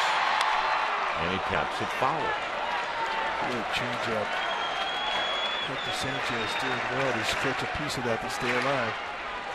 It's not just these changing the locations, but the change in the speed. This location has been perfect.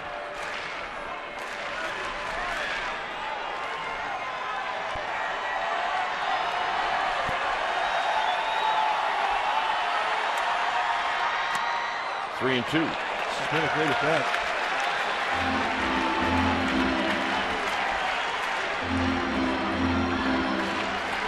That's who'll hit if Sanchez can reach.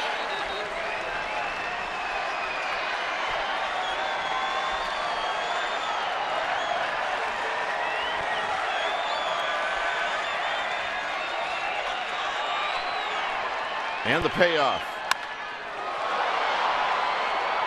It's fun to watch. Foul. Yeah, that was fun to watch. It's been a good at bat for Hector Sanchez. And that one got wet. Floating.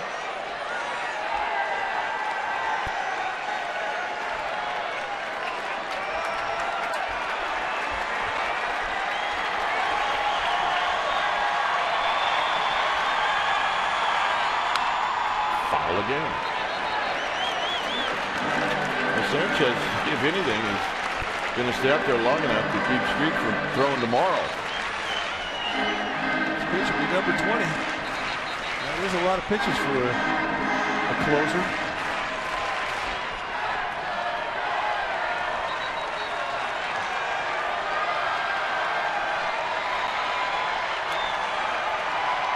And the 3-2 pitch. Got him, and that's the ball game. So Street finally wins the battle.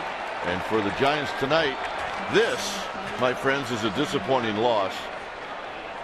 Because you got Madison Bumgarner on the mound, and the third-string catcher knocks in 5. Yeah, you just can't explain it. I mean, that's why you play the games. That's why it's baseball, and that's why it is a game that we love. But on a night like this, it's poor defense created opportunities for Padres, and they took advantage of it when they had those opportunities. Final score, it's the Padres 6 and the Giants 4. Eastern's Giants postgame live with interviews and the wrap is coming up. But first, let's go to the Sportsnet Central studio.